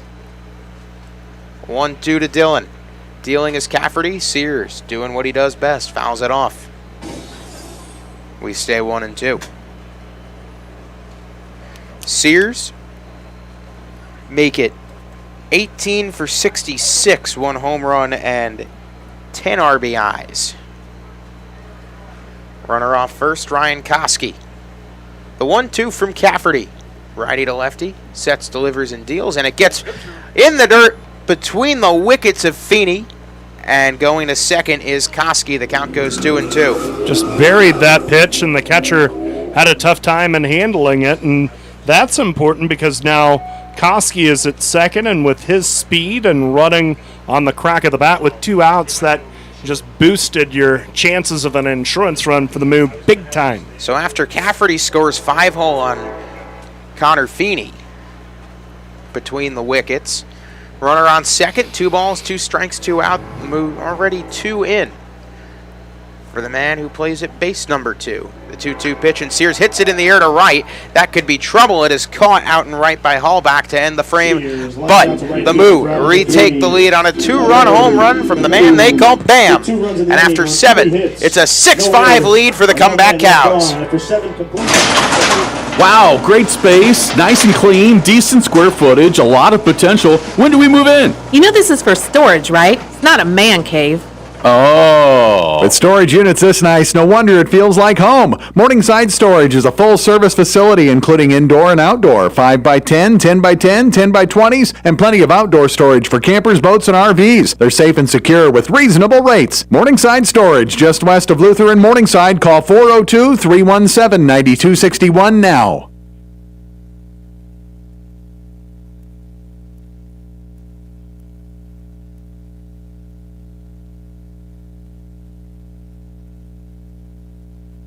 Now that's what a solid piece of wood sounds like. Look just past that left field wall at Moeller Field, you'll see Christensen Lumber, a solid lumber company for nearly a century.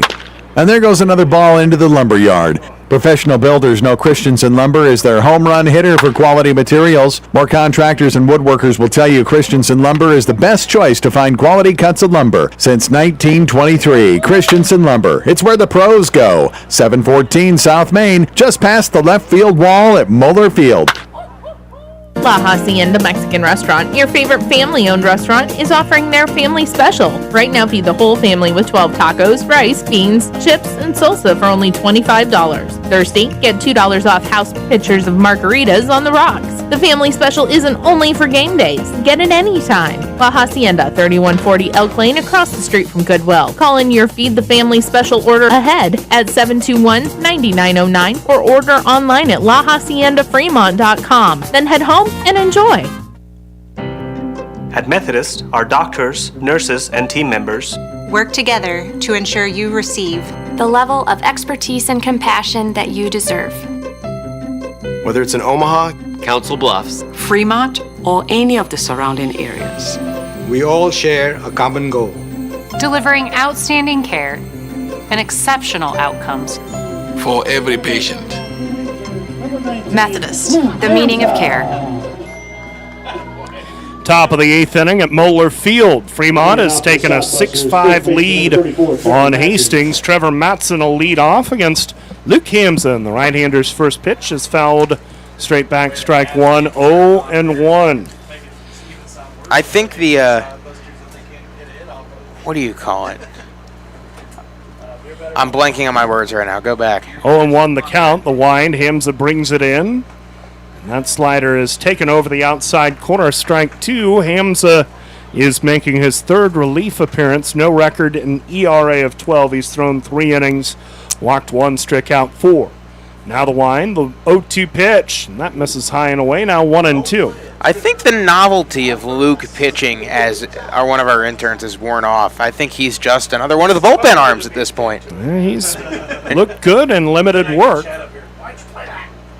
1-2 the count. Ymca to Matson, who's 1 for 3 tonight. The pitch. Curveball, swing and a miss, strike 3. Matson down on strikes, and there is 1 out in the top of the 8th. I'm going to need to keep some extra Purell in the office because that was disgusting, Luke. You need to wash your hands, buddy. Yeah. 1 out, no one on. We are in the top of the 8th, 6-5. The Moo lead Hastings. And the batter is Jack Hammond. He's 1 for 2. RBI single up in the middle in the 6th. He also flied to center and walked and scored in the 2nd. Righty to righty, Hammond with an open stance. The wind, the first one from Ymca. Hammond takes over the outside corner, cold to strike 1-1.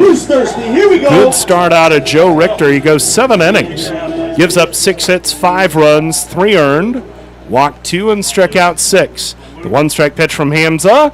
That slider is over the outside corner, called to strike 0-2. Now, since the Moo took the lead in the bottom of the 7th, I believe that would put Richter in line to win the game. He is. What do you say? 0-2 the count, 1 out, no one on. Ymca steps, winds, deals. Misses outside to Hammond. Ball 1-2. Score update for you. Whatever's going on with this weather is pretty bad. Badlands had a 6-0 lead on Casper, but that game has been canned. 1-2 the count. Ymca delivers. That slider is grounded toward first. Diving to his right is Taylor. He hustles to the bag, dives, tags it in time to retire Hammond for the 2nd out of the top of the 8th inning. Boy, more defensive artistry at first from E.J. Taylor. 2 down. Surprised on the late call from the first base ump. He was out by a mile. Heck of a play by E.J. though. E.J. just being E.J. What's new? No doubt, 2 outs. Nobody on. We are in the top of the 8th, 6-5. The Moo lead it. And the batter is Matt Holbach. He's 0 for 2 today. Walked and scored in the 2nd. First one from Ymca, and it misses high and away. Ball 1. It gets to the point where E.J. Taylor, where it's just the extraordinary becomes the routine. Just a great performer with the glove at first. The 1-0. Swinging a pop-up, right side out of play, 1-1. Fremont gunning for the sweep of Hastings and looking to remain undefeated at home against the Sodbusters this year. They're also looking to begin the second half of the regular season with a win. 1-1 to Hallback. He swings, lines this one to left field, but over to his right is Koski to make the catch. And the Sodbusters are dispatched 1, 2, and 3. We go to the bottom of the 8th. Fremont 6, Hastings 5. That to-do list you have needs one more thing. Chill. It's an easy thing to do. Just crack open an ice-cold Coors Light and chill. Take the afternoon off and binge watch anything. Go to happy hour and stay for a couple hours. Who's counting anyways? Or hang out with just your dog, because you've had enough human interaction this week. Whatever you do it with a Coors Light. Mountain cold refreshment made to chill. 2020 Coors Brewing Company, Golden, Colorado. Celebrate responsibly. Just like the Fremont Moo rolling through the Expedition League, Bassett Truck and Trailer keeps your trucks and trailers rolling. From full truck and trailer repair to overhauls and towing, Bassett Truck and Trailer Repair is your truck and trailer repair experts. They also offer 3-axle truck alignments, roadside assistance, free estimates, and Department of Transportation inspections. Bassett has been in business since 2014. They have ASE certified technicians and quick turnaround on services. Call 402-909-3902 for all your truck and trailer repair needs. Fremont Moo Baseball. See the defending Expedition League champion Moo at historic Moeller Field all summer long. Tickets are on sale now for all remaining home games. Watch the Moo push for another Expedition League title and enjoy all the fun of a night at the ballpark with all sorts of promotions and giveaways to make your night special. Buy your tickets in advance and save at tickets.fremontmoo.com. Party till the cows come home. Fremont Moo. Trust the G-Force team at Getchman Heating and Air Conditioning for your home comfort needs. Whether it's a repair on your heating or air conditioning system or a full replacement, Getchman's skilled professional technicians are technicians you can trust with your house keys. Give them a call if the dog days of summer get the better of your AC, or if you want to give your heating system a tune-up before cooler weather rolls in. For technicians you can trust with your house keys, call Getchman's, the G-Force team at 402-721-6301 in Fremont. Top of the order. Bottom of the eighth inning at Moeller Field. Moo 6, Sodbusters 5, and Darian Morphew leads off for the Moo. He's 1 for 3, a sac fly to center his last time up. He's also popped to third, an RBI single to right, and struck out swinging. New pitcher in the game, Jake Bingham, making his 6th relief appearance.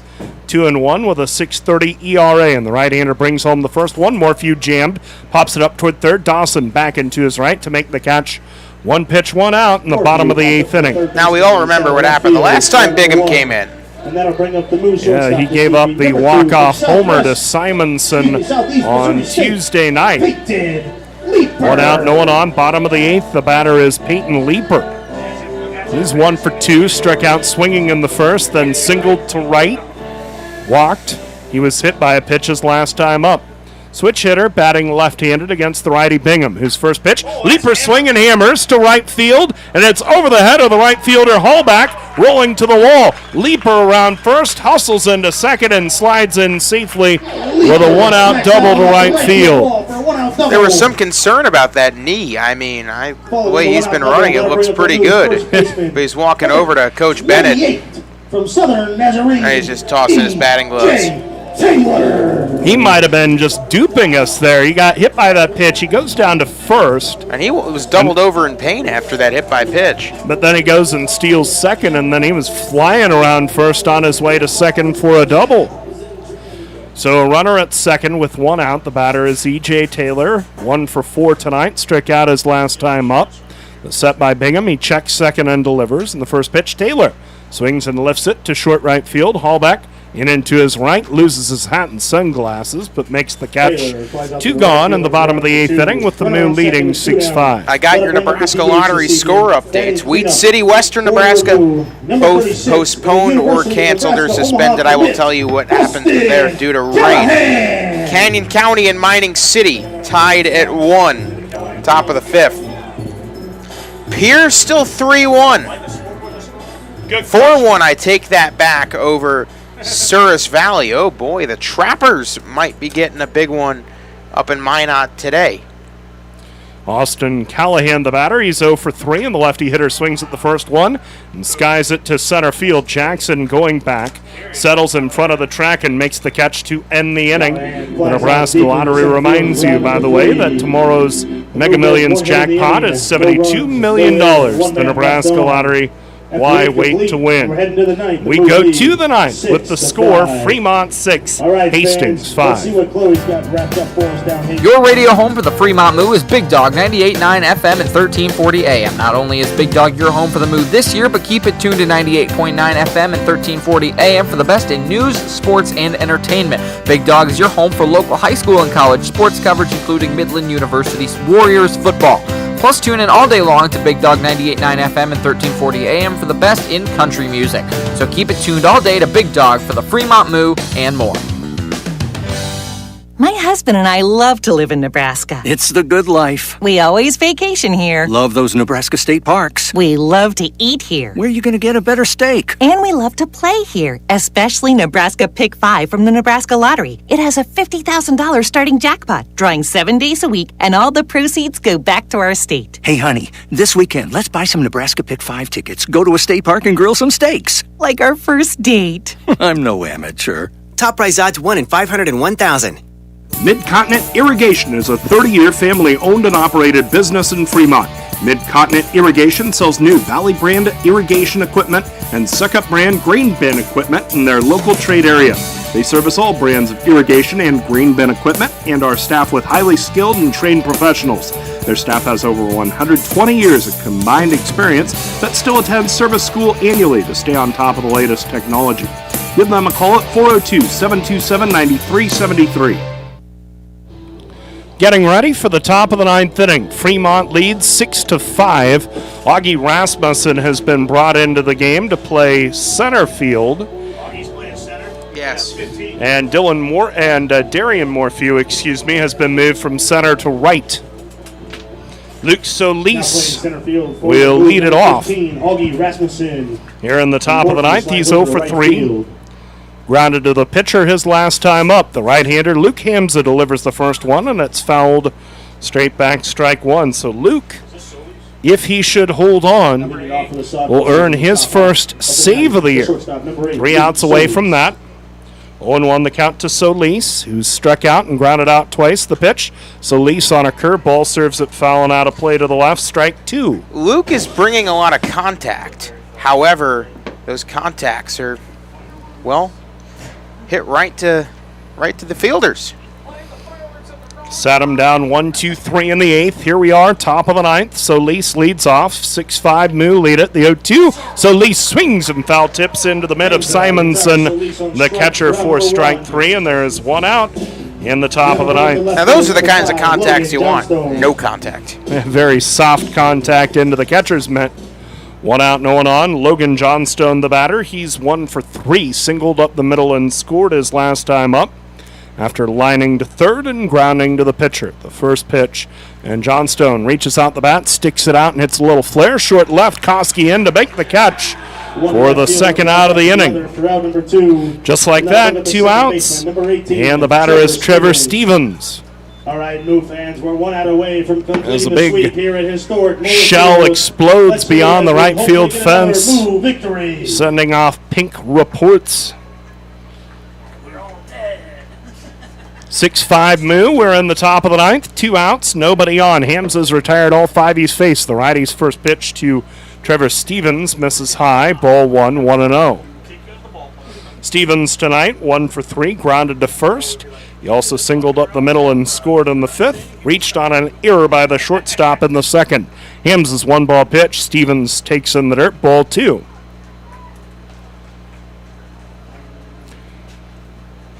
Hastings led this thing 4-1 going to the bottom of the 6th. Moo scored 3 in the bottom of the 6th. Hastings 1 top of the 7th.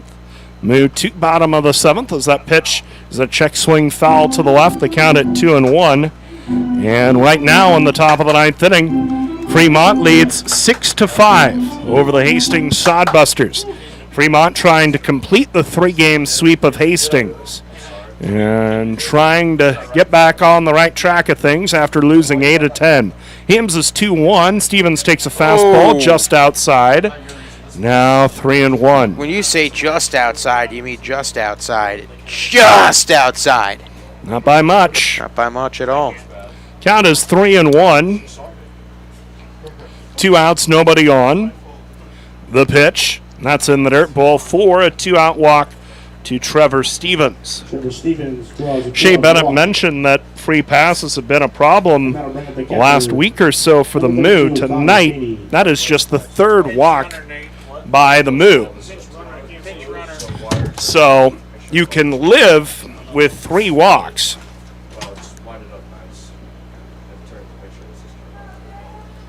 Pinch runner has taken over on first base, and it is Ian Riley.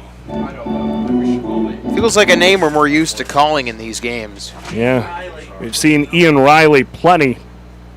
So Riley running for Stevens at first. That's interesting. Stevens has good speed. Apparently Riley has better. Runner at first, 2 outs. Batter is Connor Feeney, right-hand hitter, and the first one to him is high. Ball 1, 1-0. Feeney out of the 9 spots had a good night. He's 1 for 2, an RBI single to left his last time up, plus the sac fly to center. He also struck out swinging. 6-5 Fremont, top of the ninth. The 1-ball pitch is fouled out of play to the right. Strike one. We're even at 1. Riley does represent the tying run. Let's not lose sight of that. I say this as a colleague and as a friend. Come on, Luke. You got this. 1-1 the count with 2 outs.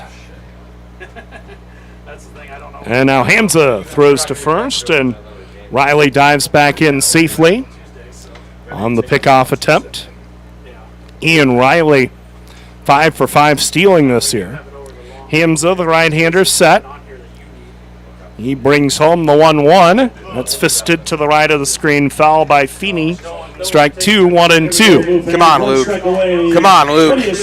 So the Sodbusters down to their last strike. 1-2 the count. 2 outs, runner at first. Moo with a 6-5 lead, top of the ninth. 1-2 the count. Ymca delivers. Feeney flares that back to the screen, foul. It's still 1-2. Feeney's delivered some tough at-bats this series. Yeah, he's a guy that the Moo are going to have to deal with, I think. He's pretty useful with the bat. Runner at first, Riley, with the tying run, but with 2 outs, top of the ninth. The set. Ymca's 1-2, and that catches the outside corner. Cold, strike 3, and the Moo finish the sweep of the Hastings Sodbusters as they edge them tonight by a final score of 6-5. Can I say it? Luke and for the Moo. And the Fremont Comeback Cows have done it again.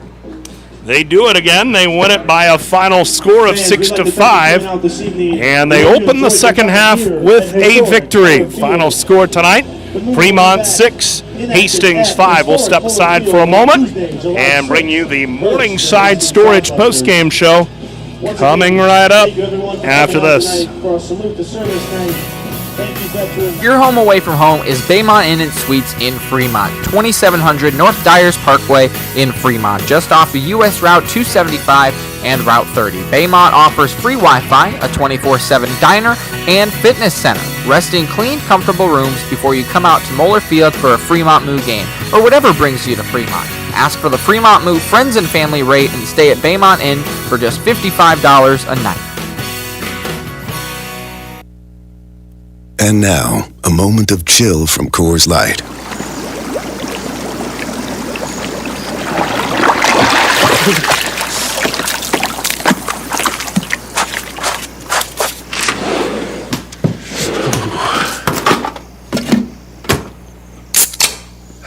Coors Light, mountain cold refreshment, made to chill after the short but cold beer run from hot tub to cabin. 2020 Coors Brewing Company, Golden, Colorado. Celebrate responsibly. When you need electrical service, installations, or repairs for your industrial, commercial, or residential property, depend on Fremont Electric for the service you deserve. Fremont Electric is a locally owned and operated electrical contractor since 1974 and are committed to getting the job done right. Whether it's a small project or a large undertaking, they offer 24-hour emergency service for your convenience and peace of mind. Call Fremont Electric at 402-727-4932 to see what they can do for you. Greetings, human neighbor. Hi, Marlex. Yesterday your husband Zendar was cutting your lawn with a... semi-conducting laser device. Yeah. Well, he zapped one of my rose bushes. Our apologies. Please accept this Nebraska Pick 5 ticket. It has a $50,000 starting jackpot with drawing 7 days a week. Oh, I love Nebraska Pick 5, but come on, you didn't have to do that. I did. He also accidentally incinerated your charcoal grilling apparatus. Pick 5 from the Nebraska Lottery. Top prize odds 1 in 501,000. Looking for photography and video services in Fremont? Give Vic's Photography and Video Services a call. He offers photography and video coverage of weddings and events, portfolios of families and high school seniors, and businesses. Vic also knows video. He can produce corporate videos or commercials for your business and transfer your home movies and videos to DVD. Need an eye in the sky? Vic is also a licensed commercial pilot, so he can provide aerial photography services. Give Vic a call at 402-721-9121 for all your video and photography needs. Nate Rohr back with you at a happy and historic Moeller Field, where tonight the Fremont Moo opened the second half of the season. with a 6-5 victory over the Hastings Sodbusters. And this is the post-game show brought to you by Morningside Storage. Storage units so nice it feels like home. Call 402-317-9261 for indoor or outdoor storage. Hastings led this game 2-0 through an inning and a half, despite the fact that it took until the 5th inning for them to get a hit. But 2 in the second for Hastings, the Moo a single run in the 3rd. And then Hastings a run in the 5th, 1 in the 6th. And the Sodbusters led it 4-1 going bottom of the 6th. And then in the bottom of the 6th inning, Dylan Sears a 2-run triple to right. Sears scored 1 batter later when Darian Morphew hit a sac fly to center.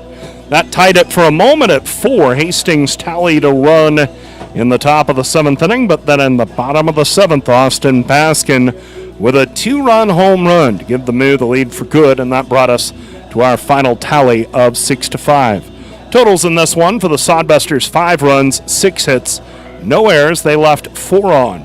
For the Moo, 6 runs, 12 hits with an error, and they stranded 10.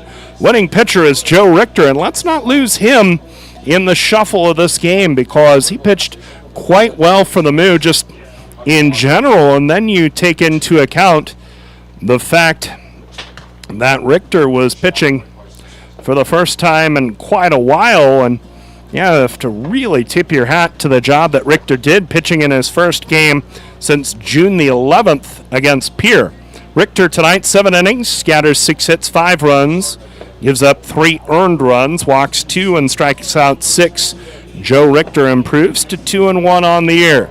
The loss to J.T. Cafferty, the first man out of the bullpen for the Sodbusters. In 2 innings pitched, he gave up 4 hits, 5 runs, all earned, walked nobody and struck out 2. Cafferty falls to 0-3 on the year. And the first save of the year to Luke Hamza. He throws 2 no-hit innings. He walks 1, and he strikes out 3. Leading hitters in the game for the Sodbusters. Nobody with more than 1 hit for the visiting Hastings Sodbusters. Trevor Matson had the only extra base hit, a double. Meanwhile, the Moo were led by Austin Baskin. Bam was 3 for 3 with a pair of runs batted in, both of those off that 1-out, 2-run home run in the 7th inning. That gave the Moo the lead for good. Dylan Sears drove in a pair of runs. Peyton Leeper, very useful toward the top of the order, 2 for 3, and he reached base 4 times. And Jack Simonson, making a rare appearance behind the plate as a catcher, is also good at the plate, 2 for 4 for the Moo. Time of the game, 2 hours, 22 minutes. We did not get an attendance figure. With a win, the Moo improved to 21-11 overall. They are now 1-0 in the second half. And the Sodbusters fall to 8-23 overall. They fall to 0-1 in the second half. Again, your final score tonight at historic Moeller Field: Fremont 6, Hastings 5. And now let's take a check of the Nebraska Lottery out-of-town scoreboard. The Nebraska Lottery reminds you that tomorrow night's Mega Millions jackpot is $72 million. The Nebraska Lottery, why wait to win? 2 games postponed due to weather, both out toward our west, as Badlands at Casper and Wheat City against Western Nebraska, both postponed due to rain. 1 final in, 1 other final in. Sioux Falls opens the second half with a win, a 10-5 victory over the Spearfish Sasquatch in the Fish Bowl. 2 games going on right now. They're in the top of the 6th in Butte. Canyon County and Mining City are tied at 1. Bottom of the 8th inning in Minot, and Pierre leads Souris Valley 4-2. Speaking of Minot, North Dakota, that is where the Moo are headed next, as they will open up a 3-game series against the first half Lewis Division champion Souris Valley Sabre Dogs. 7:05. First pitch tomorrow night, available on FremontMoo.com exclusively. We'll reconnect with Big Dog on the 5th. But you can still catch the games on FremontMoo.com all 4th of July weekend. And we'd love it if you took us along with you to your barbecues or your family cookouts, your fireworks shows, wherever you're going on a busy 4th of July. And by the way, this 4th of July weekend, we hope it is a restful and safe one for you and you enjoy yourself this 4th of July. But we enjoyed ourselves tonight at Moeller Field. I thank Zach Berman for all of his hard work throughout the broadcast. Most of all, my thanks to you for spending a part of your Thursday night with us. Good news from Moeller Field. The Fremont Moo opened the second half of the 2021 season with a 6-5 win over the Hastings Sodbusters. And until tomorrow night when we have pregame coverage at 6:45 ahead of a 7:05 first pitch from Minot, North Dakota between the Moo and the Sears Valley Saber Dogs, this is Nate Rohr saying thanks for listening. Good night from Moeller Field in Fremont. This has been Fremont Moo Baseball on Big Dog 1340 AM and 98.9 FM and on FremontMoo.com. For schedule and ticket information, visit FremontMoo.com. Fremont Moo Baseball, it's a hit.